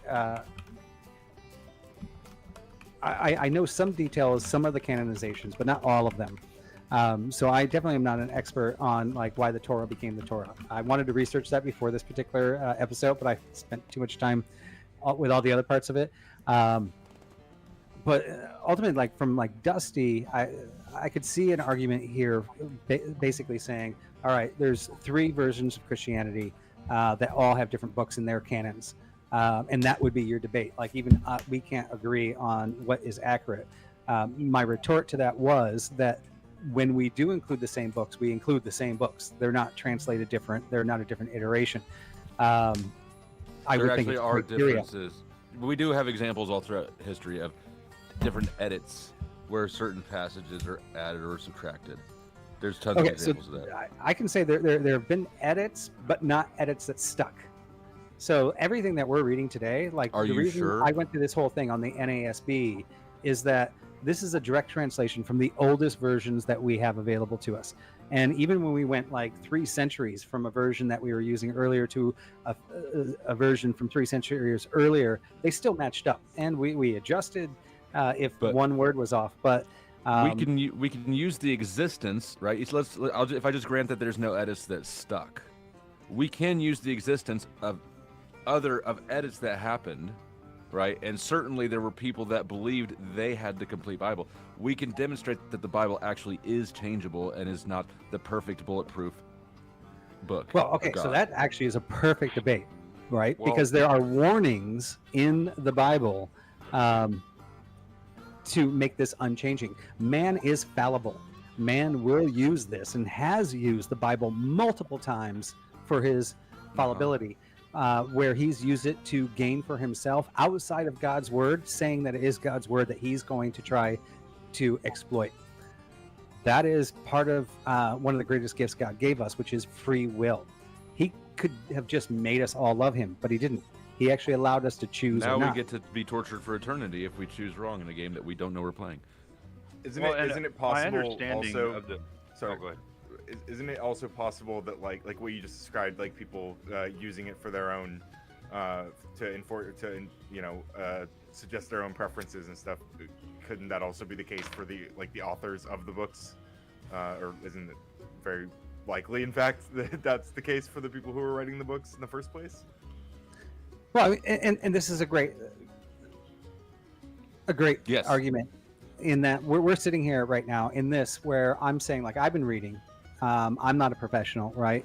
I don't know necessarily how Jesus translated this. There is a level beyond this that is exactly what I want to go into in episode 2. First, I just want to say, hey, will we accept that these books are unaltered from what we're reading today and that they didn't go through translation to translation before I really do a hard argument on this? But I mean, there is a faith aspect of it where we have the Holy Spirit, right? And it guides us. But there's also some pretty good logical evidence. I lost my thought there.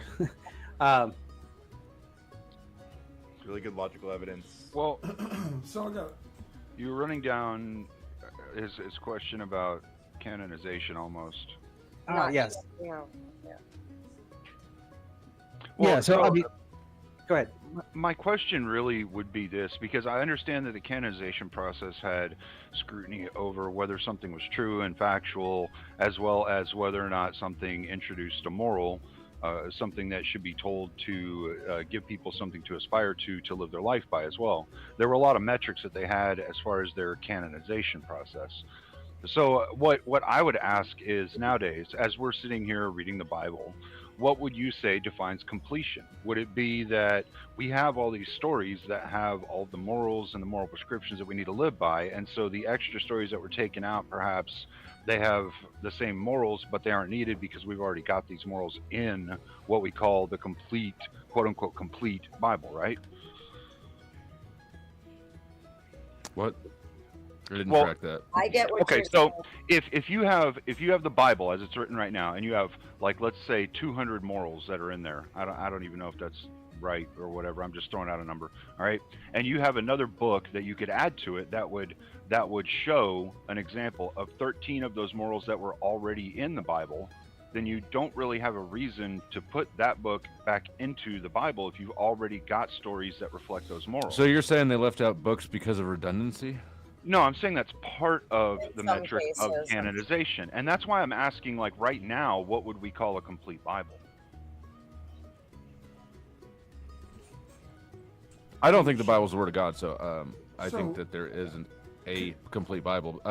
My understanding is that when it was originally compiled, there was 80 books, and now there's 60 to 66, depending on your denomination. Actually, I would think that if more than that. I would think that the concept of a Bible necessarily means it's incomplete because it's an exclusionary process. Can I ask a question about this? Because I'm a little ignorant to some of the debates that have been going on about this, but I see here that there's been some manuscript discrepancies between versions of the Bible, and the example given is Mark 16:9 through the 20s, and it's debated for its authenticity. Does So anyone- that one I'm not super familiar with, but a lot of discrepancies that I tend to have a problem with come down to the fact that as they translated the words, they tried to find words that were the closest to what was being said, and I think sometimes a lot of what was being said, or some of what was being said, can get lost along the way because it's not exactly the same context as how we view it today. But True. that one, I don't know. Glenn, does What anybody is know? it? Can you read it to us? Do we know the verse? I don't know. Here. It was Mark 16:9 through the 20s, and it's debated for. Oh. It doesn't say what it was. I've I'm heard just of this, but looking. I can't pull it. Looking for discrepancies between different Well, translations. And this is why I ask the completion question, right? Because when we're looking at the Bible, do we care whether or not it is historically accurate, or whether every single word is exactly how it should be? If it still ascribes the same moral in the story for us to try and learn from and live by, then would it not matter more that the moral itself is still pervade and shown? All that is like a question. The scale that he showed at the beginning. Where do you stand on this scale? Because there are some people that want to go word for word, and those would be the ones that we'd have to have this argument with. Yeah, I'd say they're missing Well- the whole point of the Bible, which is to learn the morals of it. You know, Well, not isn't not the issue like- that when it you gets know? down to the nitty gritty of it, like trying to enact those morals in particular situations, that suddenly, like the more granular you get, the more important that kind of wording becomes. Or like if you're trying to assign a certain moral that you are interpreting from the Bible, then the wording starts to become pretty important when you are trying to discern the particulars of that moral prescription, right? I tend to be in the middle of this one just for the simple fact that the moral of the story is important. However, if the word that's being used kind of changes the context, I mean, like I had Steelman come and like try to argue Genesis 6:6 with me, where does he regret and wish he never made man? Because that's what it looks like he says, and it's like that's not what that word meant. That is what that word meant. And we had this conversation later. And Not what that word meant. what's it mean? We can do it again real quick for the audience. It would have meant a deep sorrow. Sorrow. That doesn't mean that he wishes he never did it. Just because you're sad, super sad about something, doesn't mean Yeah. you wish you didn't do it. It's very yeah. very I agree. strongly implied, isn't it? No, I don't think so. At all. You don't think it implies both that you were surprised by the thing and that you wish you hadn't done it if you're sad because of it? No, I don't just think so. No, that doesn't necessarily mean that. It's like grief.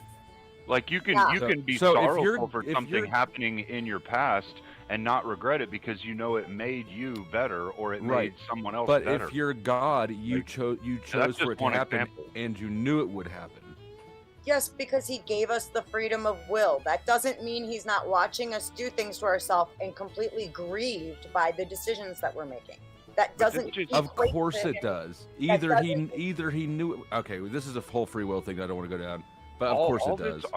All this argument speaks to is the fact that you can't understand the complexity of God and God's perspective. I would right, agree with that, because- but that's Because God, okay, so like, as that's I a tap understand out it, or a cop out. as it has been explained to me, as I understand it, all right, God is something we can't even come close to understanding.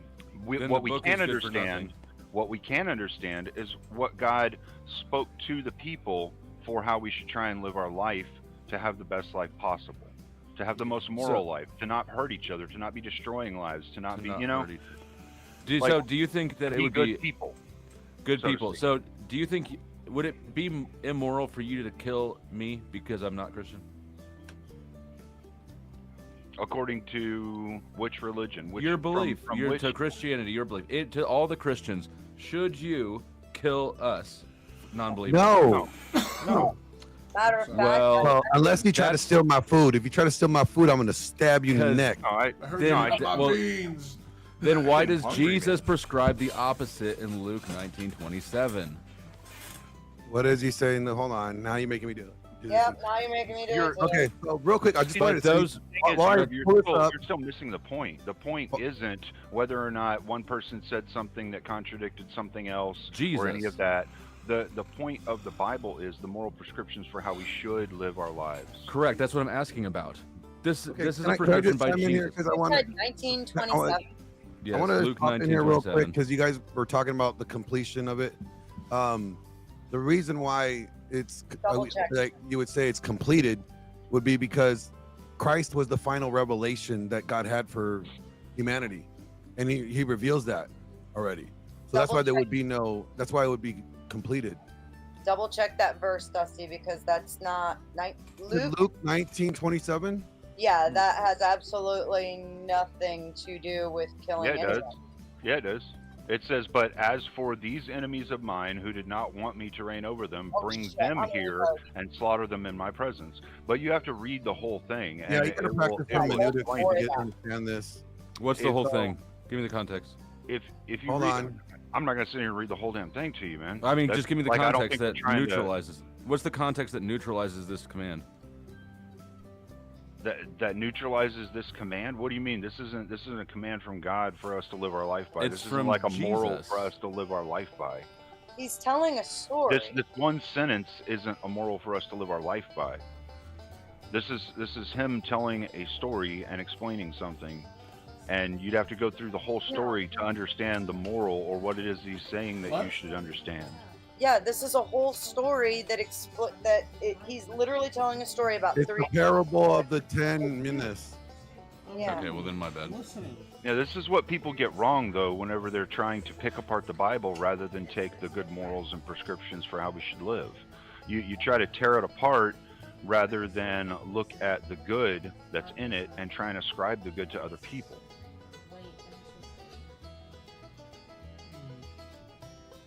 Yeah, you'd have to, if you read the whole chapter there, all of the. I'm reading the parable right now. Yeah, I may have gotten ahead of myself. It's okay. Mhm. Don't let it happen again. I'll try not to. I don't like it when it happens. Don't make Ryan get his belt.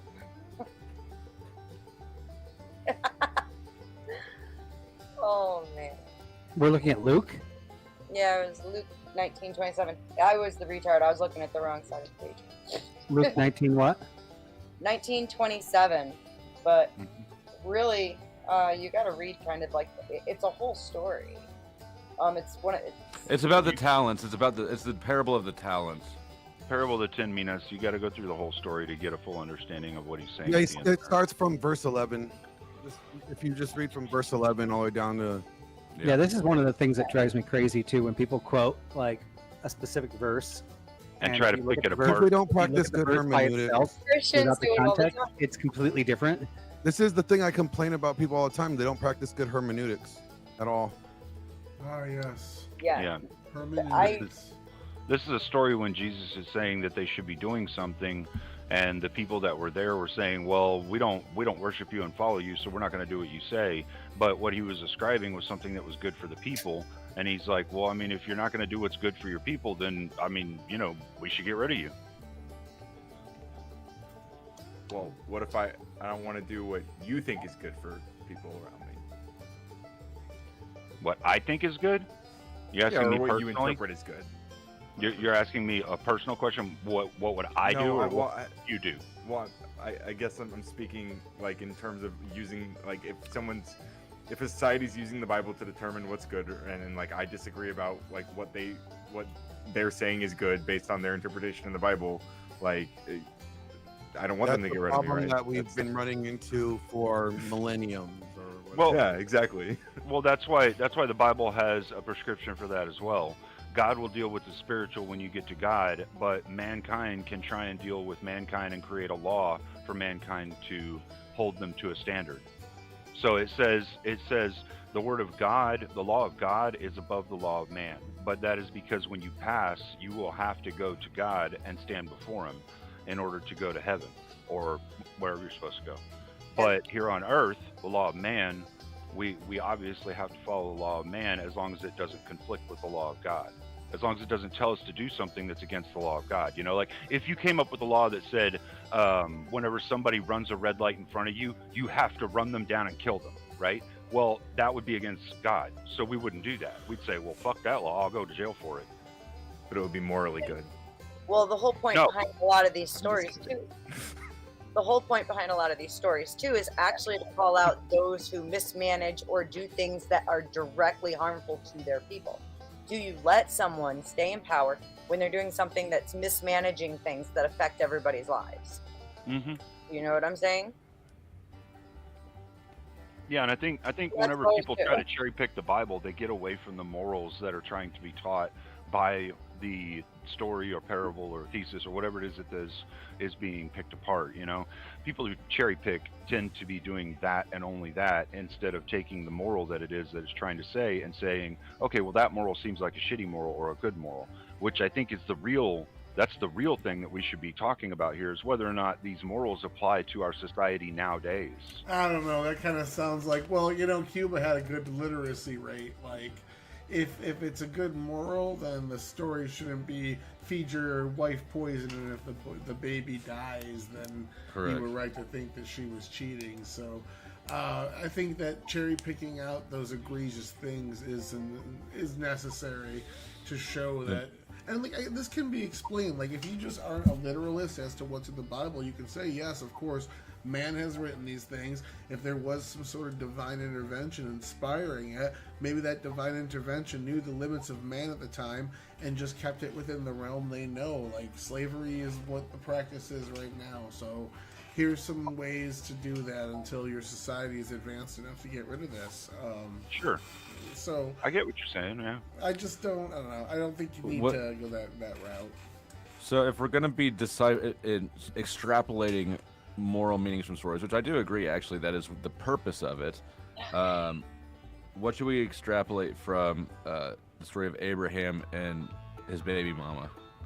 Well, I think that would probably be something for another time, since we're discussing like what is the Bible right now, and not so much like specific parables. And well, I mean, you guys are saying it's moral prescriptions.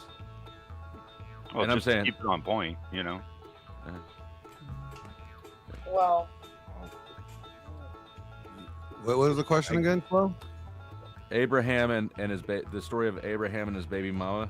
sending Which away one? Ishmael and his Yeah. mother. Ishmael? Abraham and the no paying child support. Yeah, well, you know, God blessed both of his children. You see that? God, like Ishmael is blessed too. Ishmael creates a whole Ishmael new didn't have to go. You know, this is civilization. how blessed Ishmael was. Ishmael didn't have to go take a hike with Daddy and then, you know, lay up on the altar and then like look at Daddy with a knife in his hand. He didn't have to do that. Ishmael get out of it. which also is another bad moral prescription. Just saying.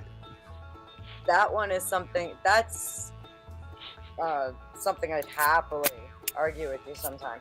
But the whole idea too is Ishmael goes on to create a whole new civilization. Well, yeah, I mean, this is kind of our Pretty fucking first blessed, split, if you ask me. right? Yeah, it's a pretty big. Even blessing. though, despite the fact that Abraham was a deadbeat dad, Was just he? like God is, I guess. But so. was he though? Was he? Wasn't?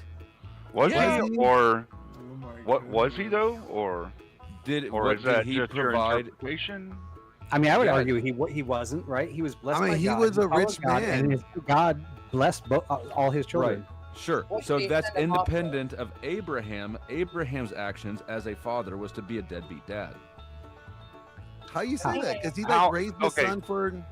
How know, are, a few like why years. is it that you're saying he was a deadbeat dad? Why are you saying he was a deadbeat dad? Because he sent Ishmael and Ishmael's mom away.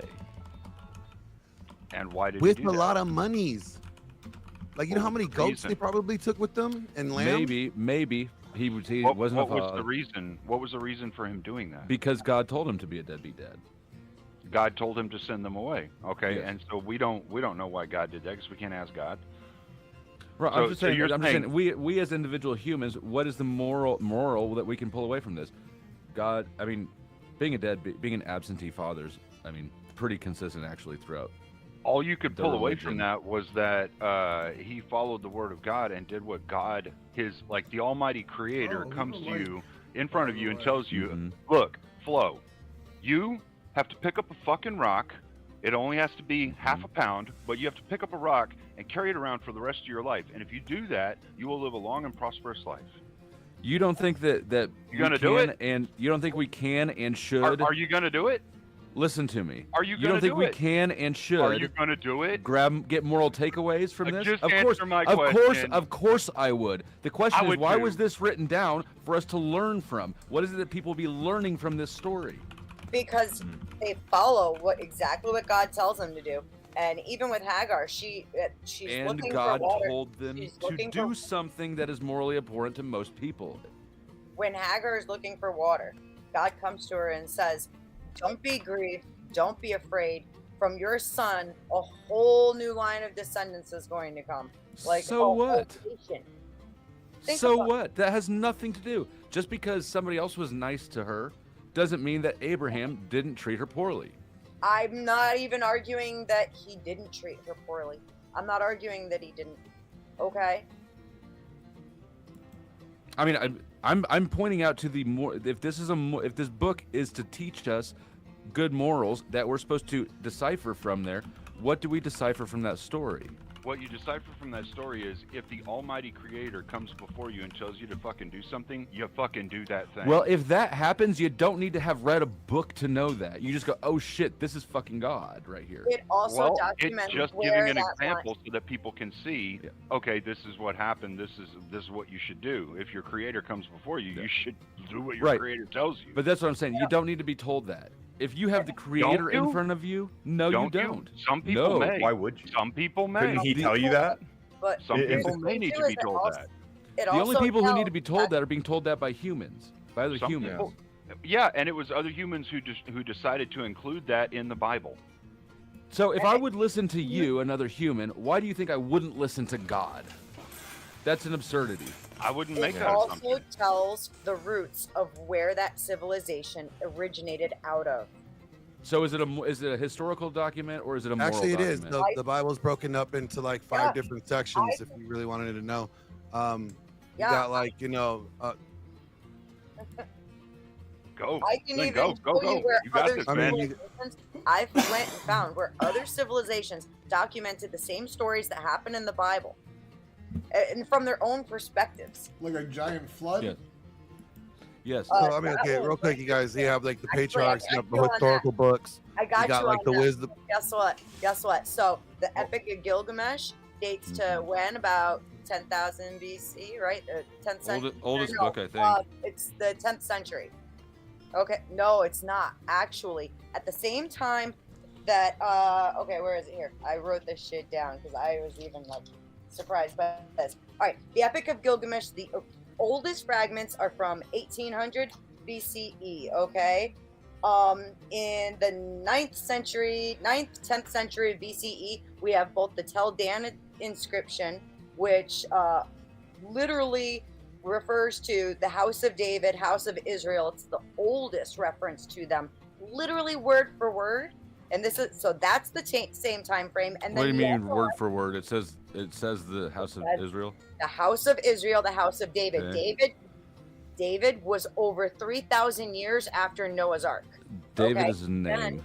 then- It's King David of Israel was already documented by another civilization in the 9th century BCE. Which, Okay. Noah's Ark was 3,000 years before that, but the Epic Okay. of Gilgamesh is at the same time as the But the- Stela is. Epic of Gilgamesh is an entire story, and those are just references, right? So, okay, this is what he said. Tyler said the Epic of Gilgamesh is the oldest flood. No, he said it's one I of the said oldest flood I said stories. He there's said it's no one of the- actual proof that a No, big it's not. flood happened. So Noah's Ark actually, by the time you have the Epic of Gilgamesh being written, you are already over 3,000 years ahead in Hebrew history that is being documented by other civilizations, and there's multiple instances of this, from the Tel Dan inscription, the Mesha Stela, Cyrus. By the time knew. what you're saying though is wrong. But the oldest, Not wrong. the oldest Gilgamesh, the oldest whole epic we have, is not as old as a reference to David. Actually, it is not as old. Yeah, no, it's the same The time. reference to David is older than the oldest entire epic of Gilgamesh we have. 9th century BC compared Older, to right. 18. Yeah, they're Yeah. same time. They're practically driving they're up my right chat, all in the so same that bunch. works. You've got Keep multiple chatting. different civilizations that document Keep where the going, Hebrews Leslie. are, including the Yeah. Moabite stone doc. It's a Phoenician script from the 9th century that gives a non-biblical perspective of the events from Second Kings. So Yeah. you, I mean, there's a lot of actual historic events that are referenced in the Bible. Nobody's denying that. I don't think. I'm not And there's certainly. a lot of historical events that happened in the Bible that are documented outside of the Bible. I think that's what Beth's saying. And And a they lot that line aren't. up with the stories Correct. that everyone likes to jump to, like the Epic of Gilgamesh, was written when like 3,000 years after the story is already established within the Hebrew. You don't think that the House of David can be referenced without the entire story having taken place? Maybe there's several different houses of David. Regardless, I won't disagree that there most of the Bible stories, there's a counterpart in other cultures, except for Moses, if I remember This correctly. is I think that that's referring- the only one that's not mirrored anywhere else. This is referring to the king of Israel. Full on. That's why it says House of David, House of Israel. This is a direct reference to David being the king of Israel. There was I'm not one king disputing of what you're Israel. saying. I'm not disputing what you're saying. I'm sort of playing devil's advocate against your assumption that there's only ever been one David, king of Israel. If we look at the way that royalty works, names are repeated over and over and over again. So I'm not even trying to argue whether or not they're putting that David. We have the Line of Kings documented. Yes, we do. It's documented a number of different ways Whereas- in the Bible. Actually, the Bible doesn't even agree with itself. All right. So, Right. Got interrupted.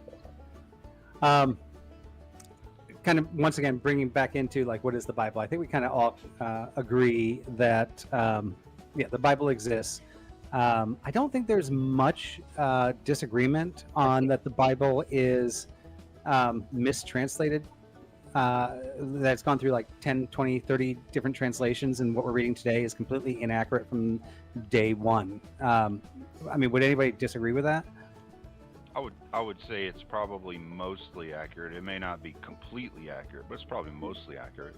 I would agree with that. We have historical documents. I think they're pretty provable, right? That it's a book and it exists. And It's a book and it exists. Right. If that's as far as we can agree, this is going to be a long series. Well, no, I mean, But yes, One of I agree with those. one of the big points is, I mean, there are a lot of skeptics out there that actually believe that it's gone through like all these different translations and that the telephone game happened, right? And the version that we're reading today isn't the version that was the same version as the first version that was written, or at least the first copy that we have that was written, right? And I am trying to put a pin in saying that I think we all agree that we don't really have translation problems anymore when it comes to word for word. However, I think we can say there could be translation problems when you're looking at different sects of Christianity. So the Orthodox would say there is actually no problem here because they believe that they know exactly what every scripture means. And I love that idea. Because I don't want to have to read the Bible and go, let me figure out what this means. I would love for somebody to actually tell me what Jesus or God actually meant by that passage. I don't feel like I should have to figure it out. But on the Protestant side, right, we have that side where we have to be touched from a higher power, and we have to have iron around us. Iron sharpens iron. Men with men studying Scripture can, through the Holy Spirit, actually understand what the true meaning is behind all of these passages. And we do tend to conclude when we come together versus stepping outside of the box, playing God and going, well, I want to pick and choose from this Bible and believe it the way I want to believe it so it fits my worldview. This would be one of the problems that the Orthodox have with Protestants, saying that Protestants can just make up anything they want by their interpretation of the Bible.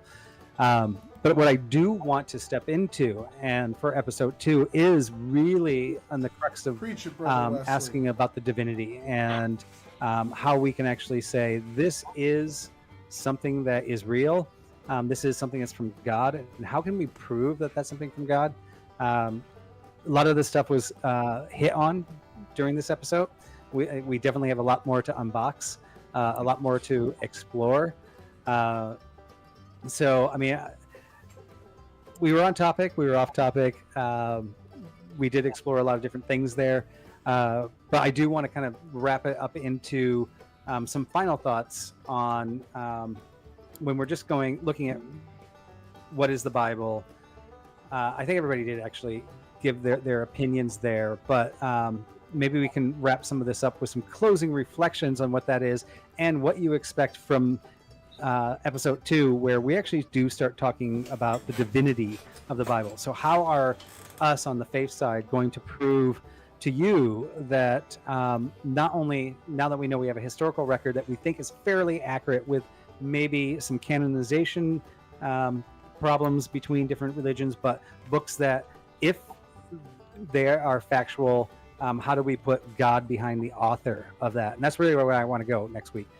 God as the author. So we've kind of come to this conclusion today, but get everybody's kind of closing reflections on that. And let's go backwards, and let's start with Glenn.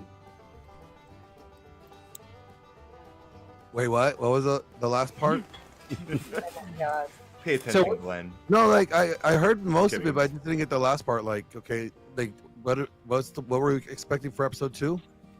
So episode 2, I really actually want to go into the divinity of the Bible. Yeah. right? So then, today how are we? So it's kind of the closing reflections on today. I mean, today really about just like talking about the canonization of the Bible. What is the Bible? Is it a story? Is it a science book? Is it this? Dusty actually asked about that earlier, and we know it's a collection of stories.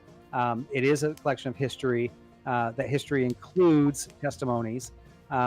It's a book of poetry, prophecy, and letters that were sent out, right, in the New Testament. So really, we're kind of looking at, like, basically saying the word that we're looking at today is accurate. Next episode, we're looking at trying to figure out the divinity of those words, and looking for the reflections from the panelists on today's conversation. Yeah, so I would say that, you know, just like I said in the beginning, you know, what the Bible is basic instructions before leaving Earth.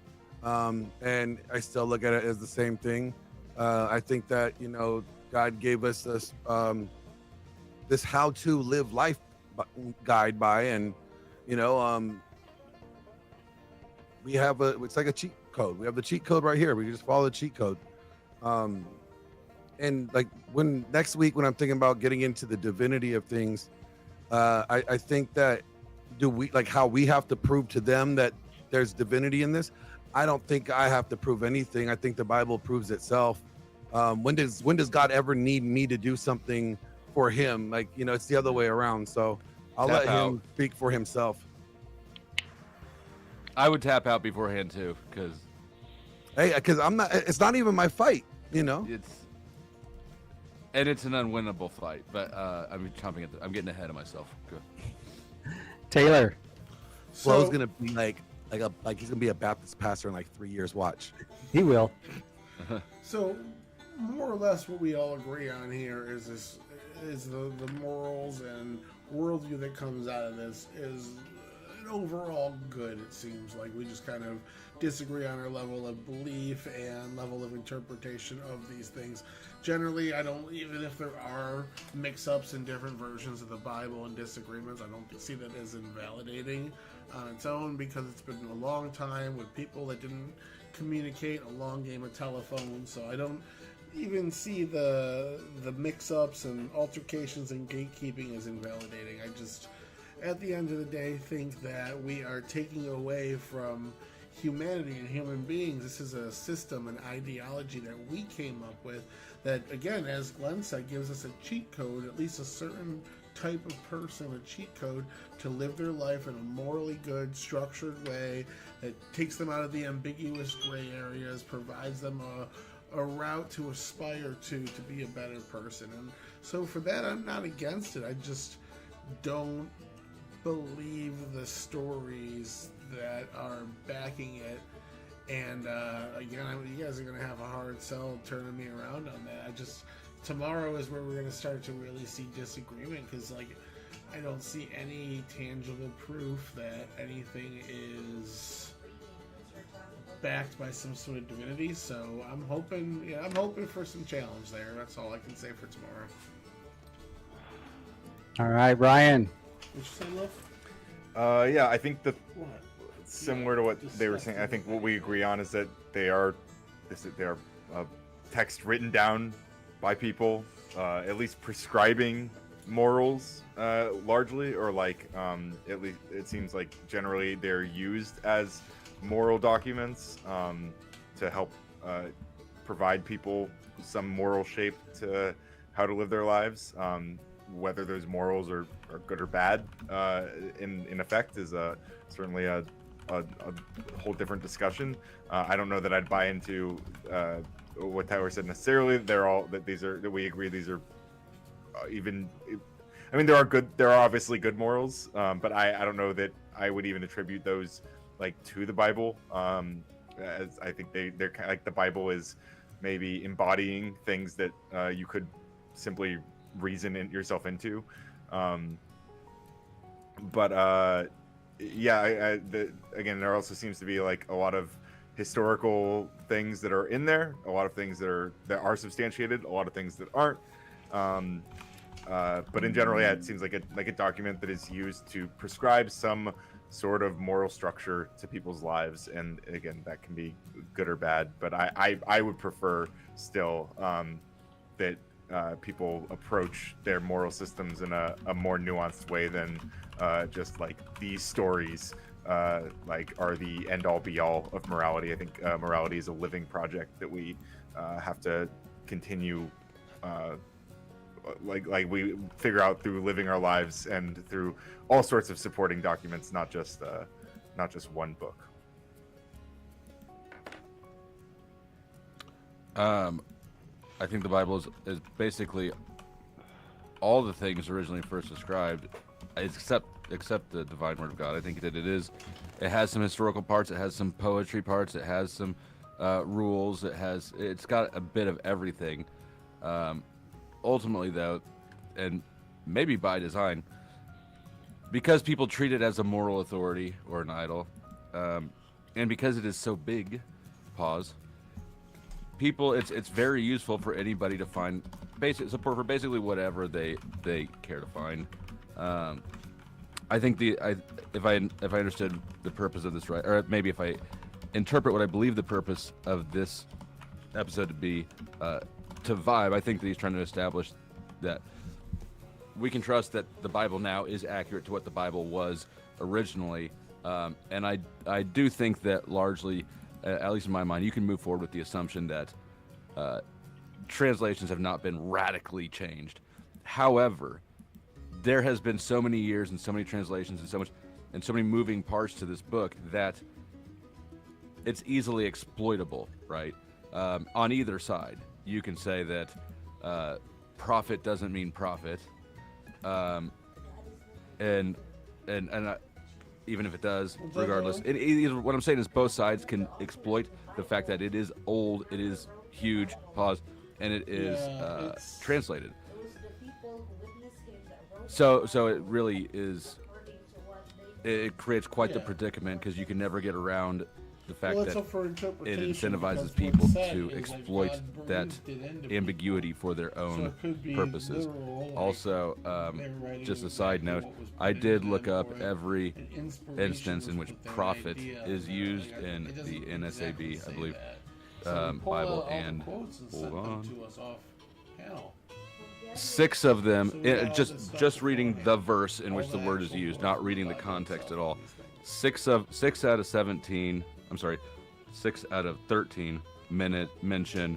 specifically mention financial wealth in the same verse. 7 of them heavily imply it, and 3 of them seem to use profit just as a generic benefit term. So it is safe to assume that profit probably means profit. Good. That is cool. I would definitely go verse by verse and be like, what word was used in this, especially because we have situations where you've got multiple words that mean similar things, same things. I'm not discounting what you said. I believe what you said. Okay. But what you started off doing was resisting that word means what it means. No, that's not what I said. I said, that's not what I said, Dusty. Okay. I said, I freaking agree with you. I personally like to look up what the word actually was. I know. I also, by the way, like a lot of what Ryan said, and I like a lot of what you said, Dusty. because I think that it should be more of a library and less of a single book, right? Even when we go to libraries, religious texts tend to be the smallest section that you can find within libraries. Whereas I don't discount any of the stories, even if you want to look into what, you know, other religions say. I think it's kind of important to look at the contrasts.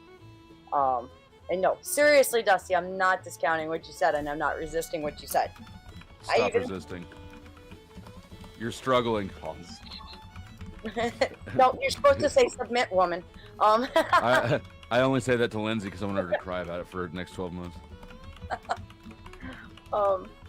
So I do appreciate that we have the most concise texts in one collection.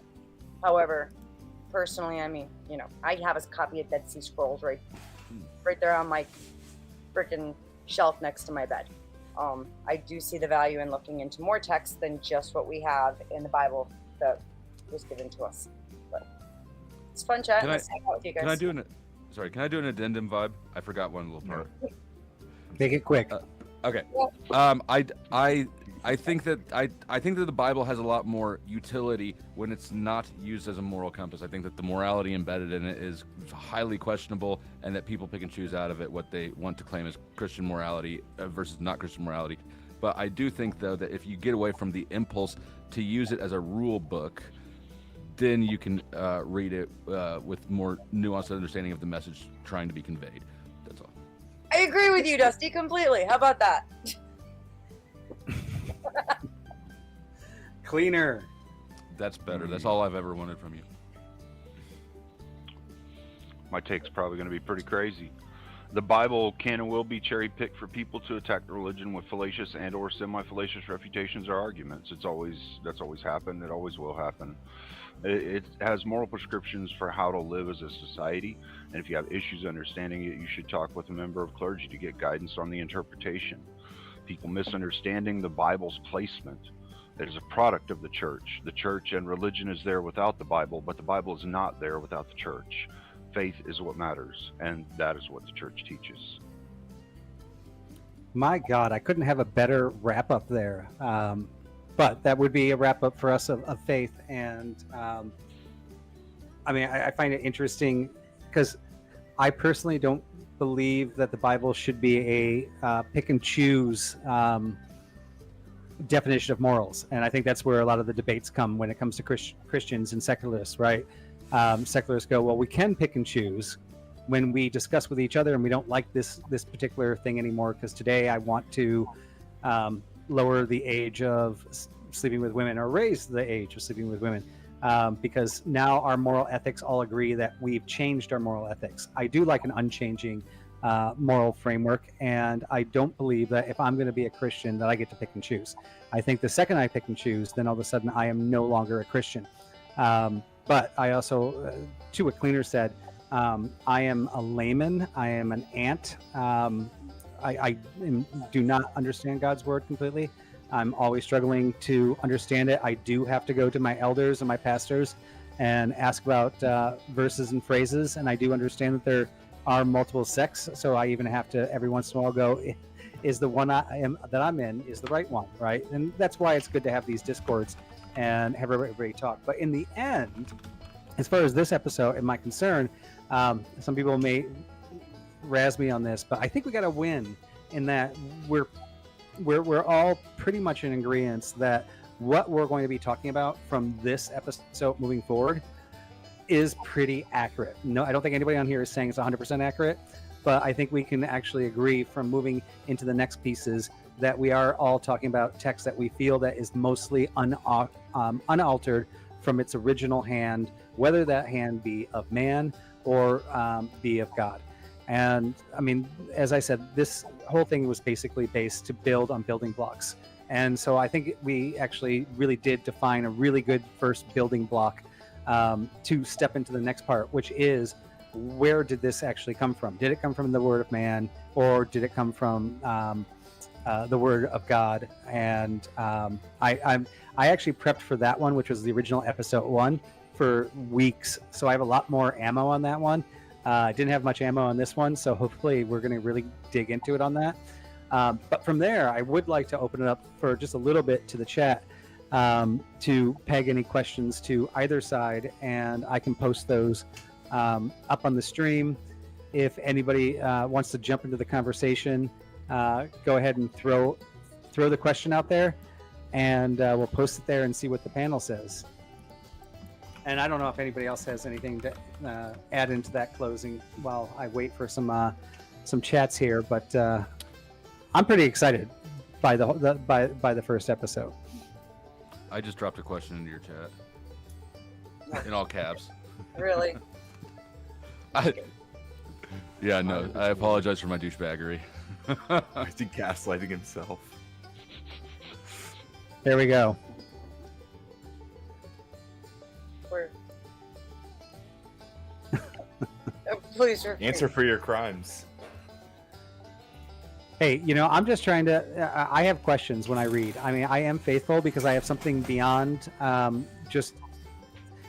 I'm very logical, and one of the reasons I switched to the NASB version is it was amazing when I switched to that version, because I felt like when I was reading the Bible for the first time in that version, I felt like it made a lot more sense to my logic and understanding, instead of having this translated version of like message versus message.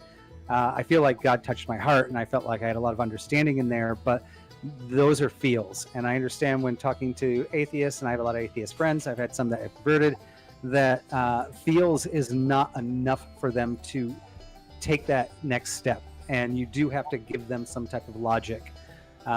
So yeah, I will step on my feet quite a bit, probably in all 12 episodes, because I will throw my atheist hat on and throw the areas that I've read and my areas where I go, wait, that one didn't make sense to me. I'll throw that out there.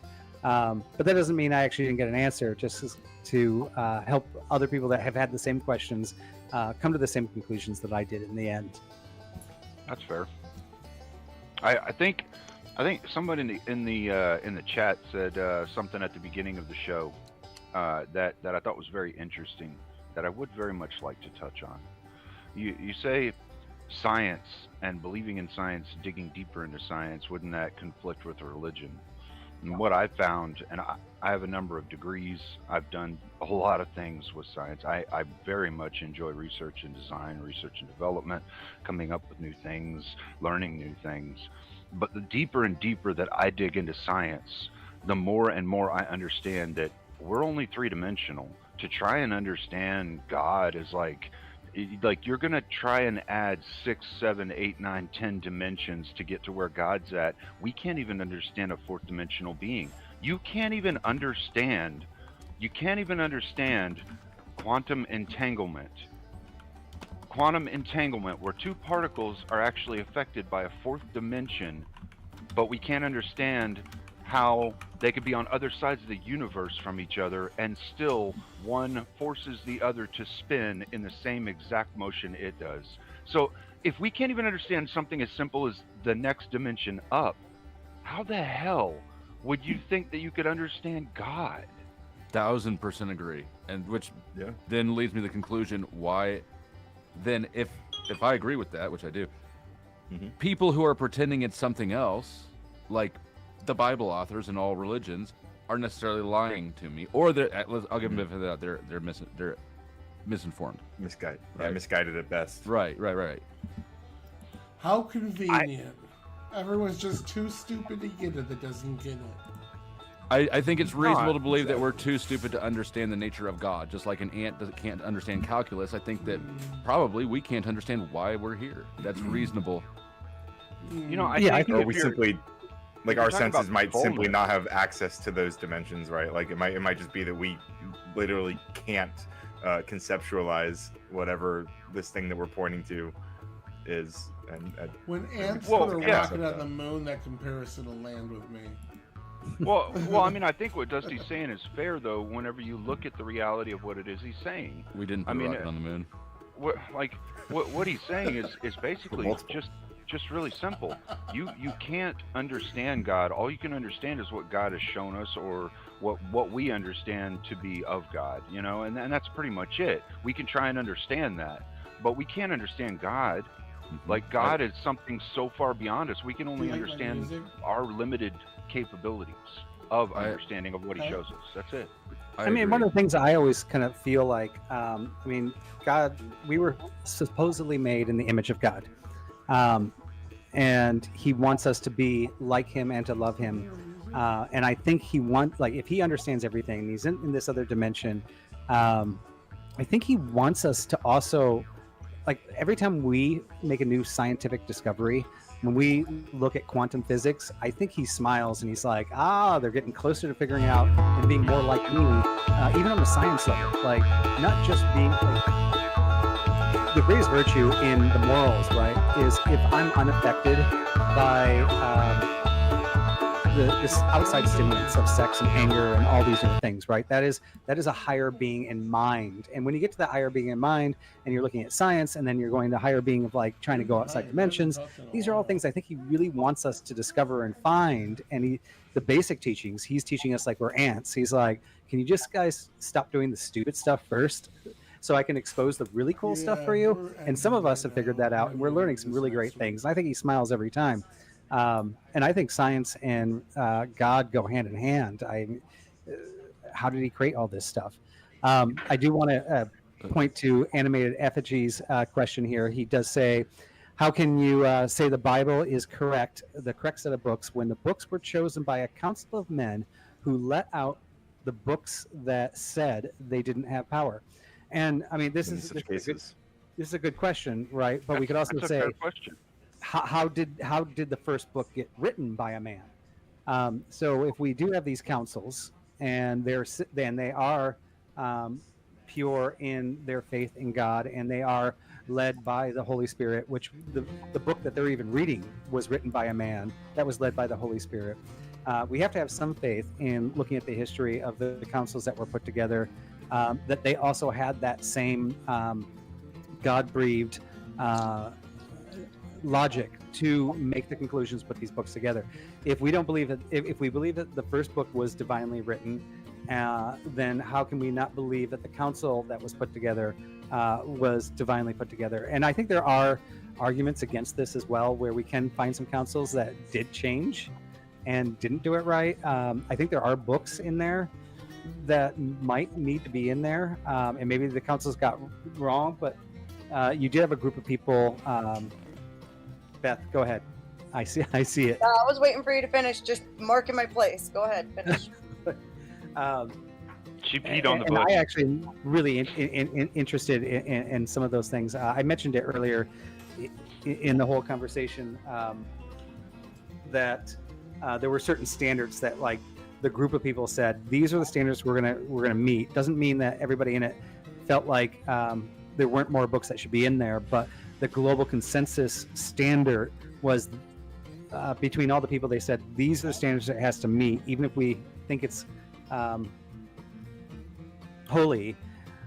If it doesn't meet these standards, we're not going to put it in there, because we want to err on the side of making sure we're putting in the correct So their stuff. standards outweigh the Word of God. That's what I was going to ask. I raised my. Well, no, I mean, I pointed that out before too, because there's something divine. If a book can be divinely inspired, then a council can also be divinely inspired. Who else has this? But you gotta divine shit or get off fairy that pot. dust that anyone can just get? Apparently, can I get some? You know what? Can I be divinely inspired? That's Oh a yeah, I fair got you. question. Where's my- That's a fair question, and I would say that's why the church teaches that the faith is the most important part of it, not necessarily knowing everything in the Bible and picking it apart and knowing whether everything is historically accurate or whatever. You know, it's your faith. Your faith is what matters most. You Yeah. see me drop some of that divine inspiration on you? Poof, poof, poof. There you go. Thank you. It'll last the rest of the day. Everything you do the rest of the day is divinely inspired. Are you the new poop? Bless you, Dusty. Are you And the new also poop? you. You're the new poop, aren't you, Dusty? You're the new The poop. new poop. Yeah. I suppose if you want to, I will accept that title. I want Better than the old poop.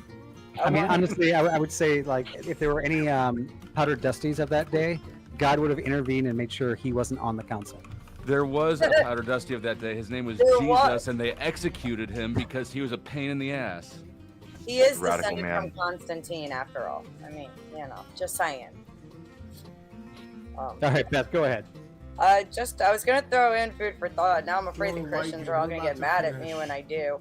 We're doing 12 So of these, we're just kinda Titus fucking around Atticus, who was finishing. a Roman book publisher and bookseller who Kind of actually used fact-checking slaves each to other. reproduce and copy books, and that was from about 110 to 32 BCE. Charged for 500 lines of text, charged the same amount of money that it took to feed a family of 4 for 1 year. I Just don't to care. write Yeah. 500. That I don't at all believe that's why they chose to leave out books. That it was a contributing factor.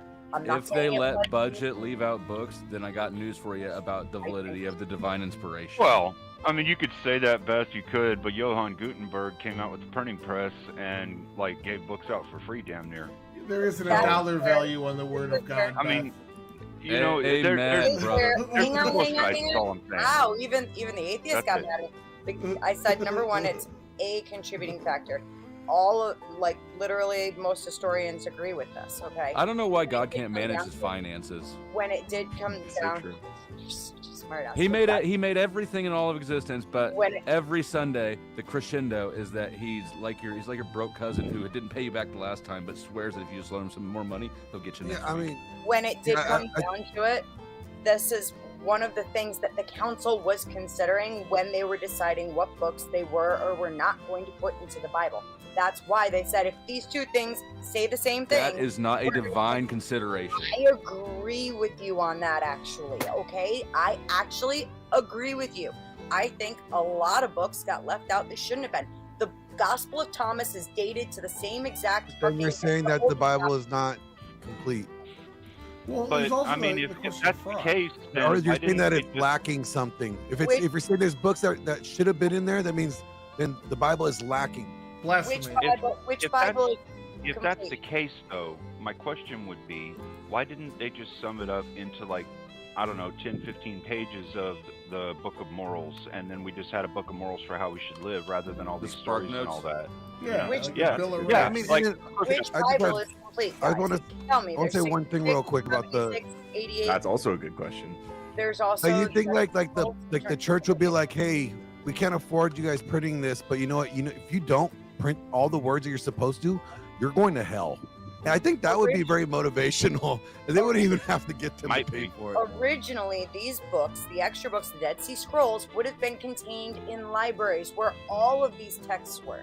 Okay, and when it came down to we are going to have a concise Bible, the council picked in what went What in. the hell makes you think it's concise? So there was I fraud. know. Hold on.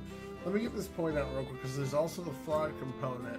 I don't know Christian how. hate me right now. I hope you understand I that. don't know how this council would parse out what's fraud and what's not. Maybe the facts wouldn't line up or whatever. But if somebody felt it like they wasn't. could solidify their name in stone by being part of the Bible, don't you think that would inspire people to write fake passages and try to get their name in? And that could be That's very something possible. else. It's just how would they No doubt. delineate what's fraudulent or not is another question that begs. It's very possible. And Abe Dinkus, actually, if you go check out West Hop, the oldest copy of it's literally right in there. And it's not that it was considered to be a We've watched it. forgery, it's that they considered it to be not what they want. They didn't agree with the aspect that it was written from or something along those lines. I think it's coped just because they don't like what it says. It's But that's- And I actually do- a I really do- good read. That I just want to brings- add that Abe did say, or am I mistaken? So he wasn't sure about that particular Yeah, statement. we I ended don't want 20 to minutes throw him ago. under We're the bus like kinda he's just saying chatting that as a stuff fact. out now, Even Westhoff fact-checking agrees things that people the said oldest during copy the of Thomas panel and dates things to like the that. exact Went same back to grouping arguments that got as left the on rest of table. the Gospels that were found in the caves at Qumran. So, Oh, a religious But apologist just because agrees it's dated with the the same religion. doesn't make it accurate. no, I understand that. Have you So- read it? It's really good. Actually good. No, I have not read it, but I mean, I was asking Glenn.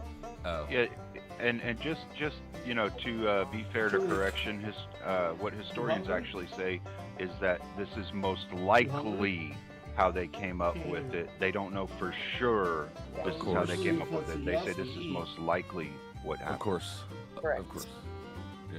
I mean, I think that was assumed.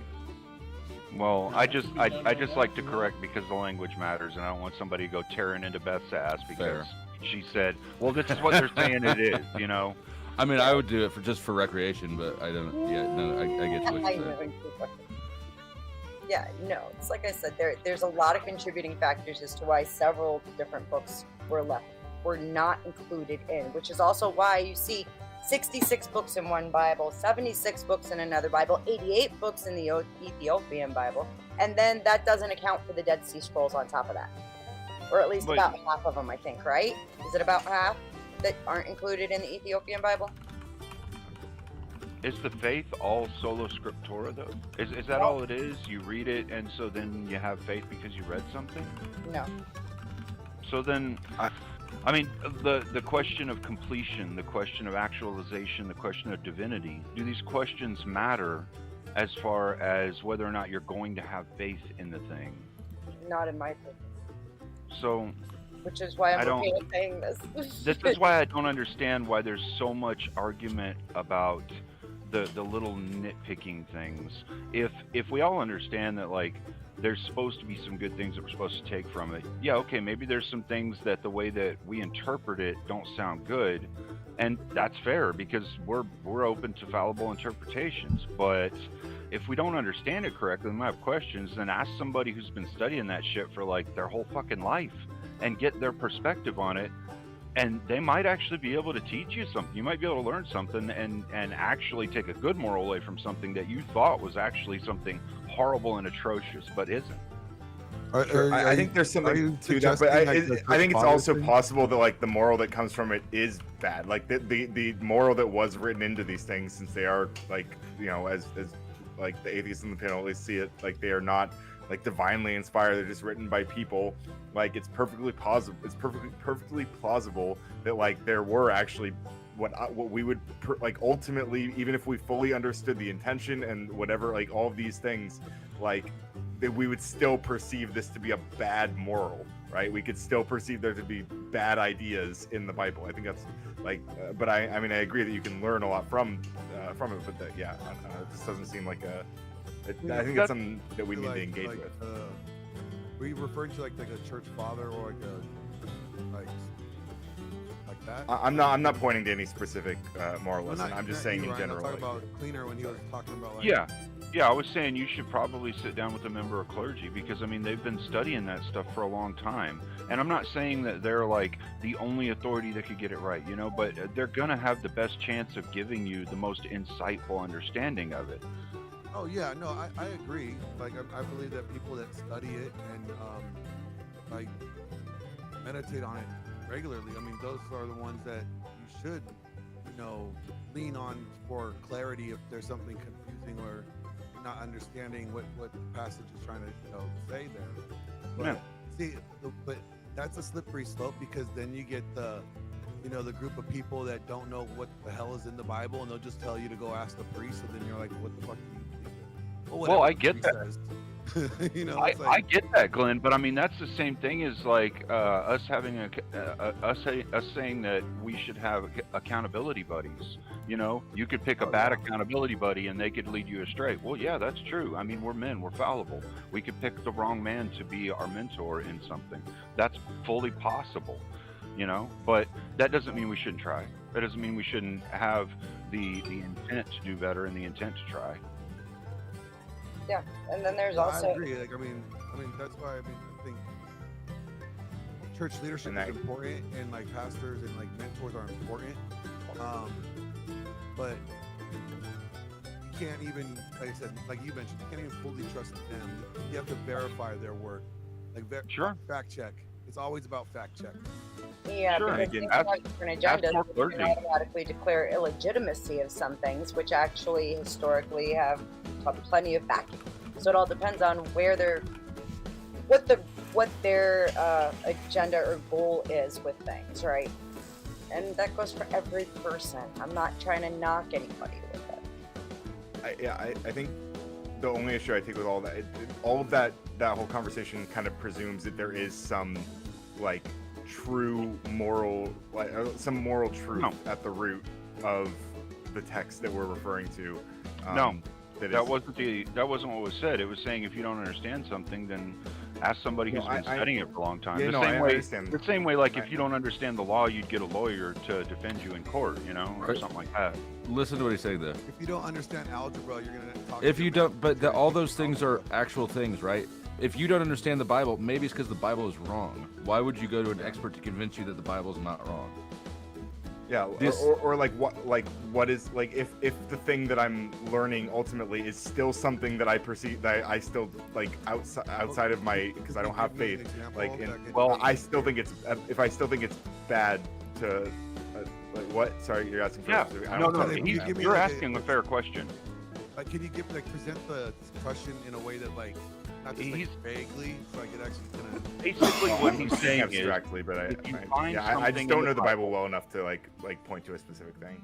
basically what he's saying, Glenn, is like if you find something in the Bible and it looks very questionable and you think the morals of it are actually bad morals, you know, should you go to the church and try and bring? Well, absolutely, you should go to the church or the clergy or whatever and try and bring it up, because maybe you found something in the Bible that was actually something that should be taken out or something like that. No, Who knows? Sorry, I don't know. Sorry, I'm not that's what I actually would saying say. that. I'm saying that even if you go through the clergy and you learn, like you come to some conclusion going through those things, you find like the most accurate reading, you find like the most the consensus or whatever, like that could still be a morally bad thing from my worldview, and that like why I wouldn't see any reason to take, I wouldn't see any reason to enact that moral system, like just because it comes from this story, right? Right. You're talking about when one set of beliefs has a moral that collides with another set of beliefs and they contradict each other in some way. If I'm not a Muslim, why would I go to an imam to help me understand why Islam is right? Right. You would want to go to somebody of the faith that you are in or you are talking about or looking into or trying to understand in order to understand what it is that you're reading, right? Or you could just understand it for yourself, because God gave you logic and God gave you experience, but God didn't give you the Bible. Somebody else did to try to give themselves authority. I mean, you have little faith. Yeah, you could do that. You could do that. What I would say though is this: if you approach the Bible in an attack way and you're trying to say that there are negative things in it and I'm going to go after it and try and find the negative things, guess what? You'll find negative things. If you go at the Bible and you say, okay, I want to try and pull the good morals out of it, the ones that I believe are good, you'll find the good morals in it. But that relies on a relies on a pre-existing good person, right? No, not necessarily. No, if you're trying to find a good moral in a text of any kind, you can find a good moral. If you're trying to find a bad moral in a text of any kind, you can find a bad moral. Correct. That's what I'm saying. And the way that it's applied depends on whether or not the person doing it is doing it with pre-existing good intentions or bad intentions. Oh, right. I thought you were meaning like the person who wrote it. I get No. what I you mean mean. the person. The effect, right? So that Right. good or bad, that was their. That's a prerequisite. The Bible doesn't actually add. I wouldn't necessarily disagree with you at either. I would say, I mean, but that would speak to the confirmation bias side, where like if you're looking for something bad, your intent is bad. You don't have the intent to find something good, so you won't. Or if you do, you'll try and refute it and discard it. I get what you're saying, yeah. But I think that's kind of interesting that you say it like that, because that does kind of speak to what Ryan's saying, because like if you have two religions like Islam and Christianity, and Islam says, well, it's okay to slaughter everybody who doesn't believe in our religion, Christianity is like, no, dude, you should try and talk them into believing or at least following our moral prescriptions so that it's better for their life. Like this is all about trying to make people live within a social construct and adhere to rules in the social construct so we can all live in peace. And then this other religion is saying, yeah, but since you don't believe what we do, we're just going to fucking take all your women, we're going to grape them, have our own kids with them, and we're going to kill all your men. And so you would have like two opposing religions there. Well, I don't know what you do there other than like defend your home. Yeah, I mean, well, you could have a secular society where multiple worldviews are allowed, right? I mean, you could, and within that society, we could see Mad Max turn out, and the Second Amendment's great for helping us stop that shit. So, but in reality, if you believe that God commanded something, then you do the thing God commanded. You don't worry about. True. Right. You get rid of your baby mama and your son. And yeah. No, that's fair. So I don't yeah, think sure. that the preferable nature of Christianity to Islam for secularists does anything to validate the gaudiness of it.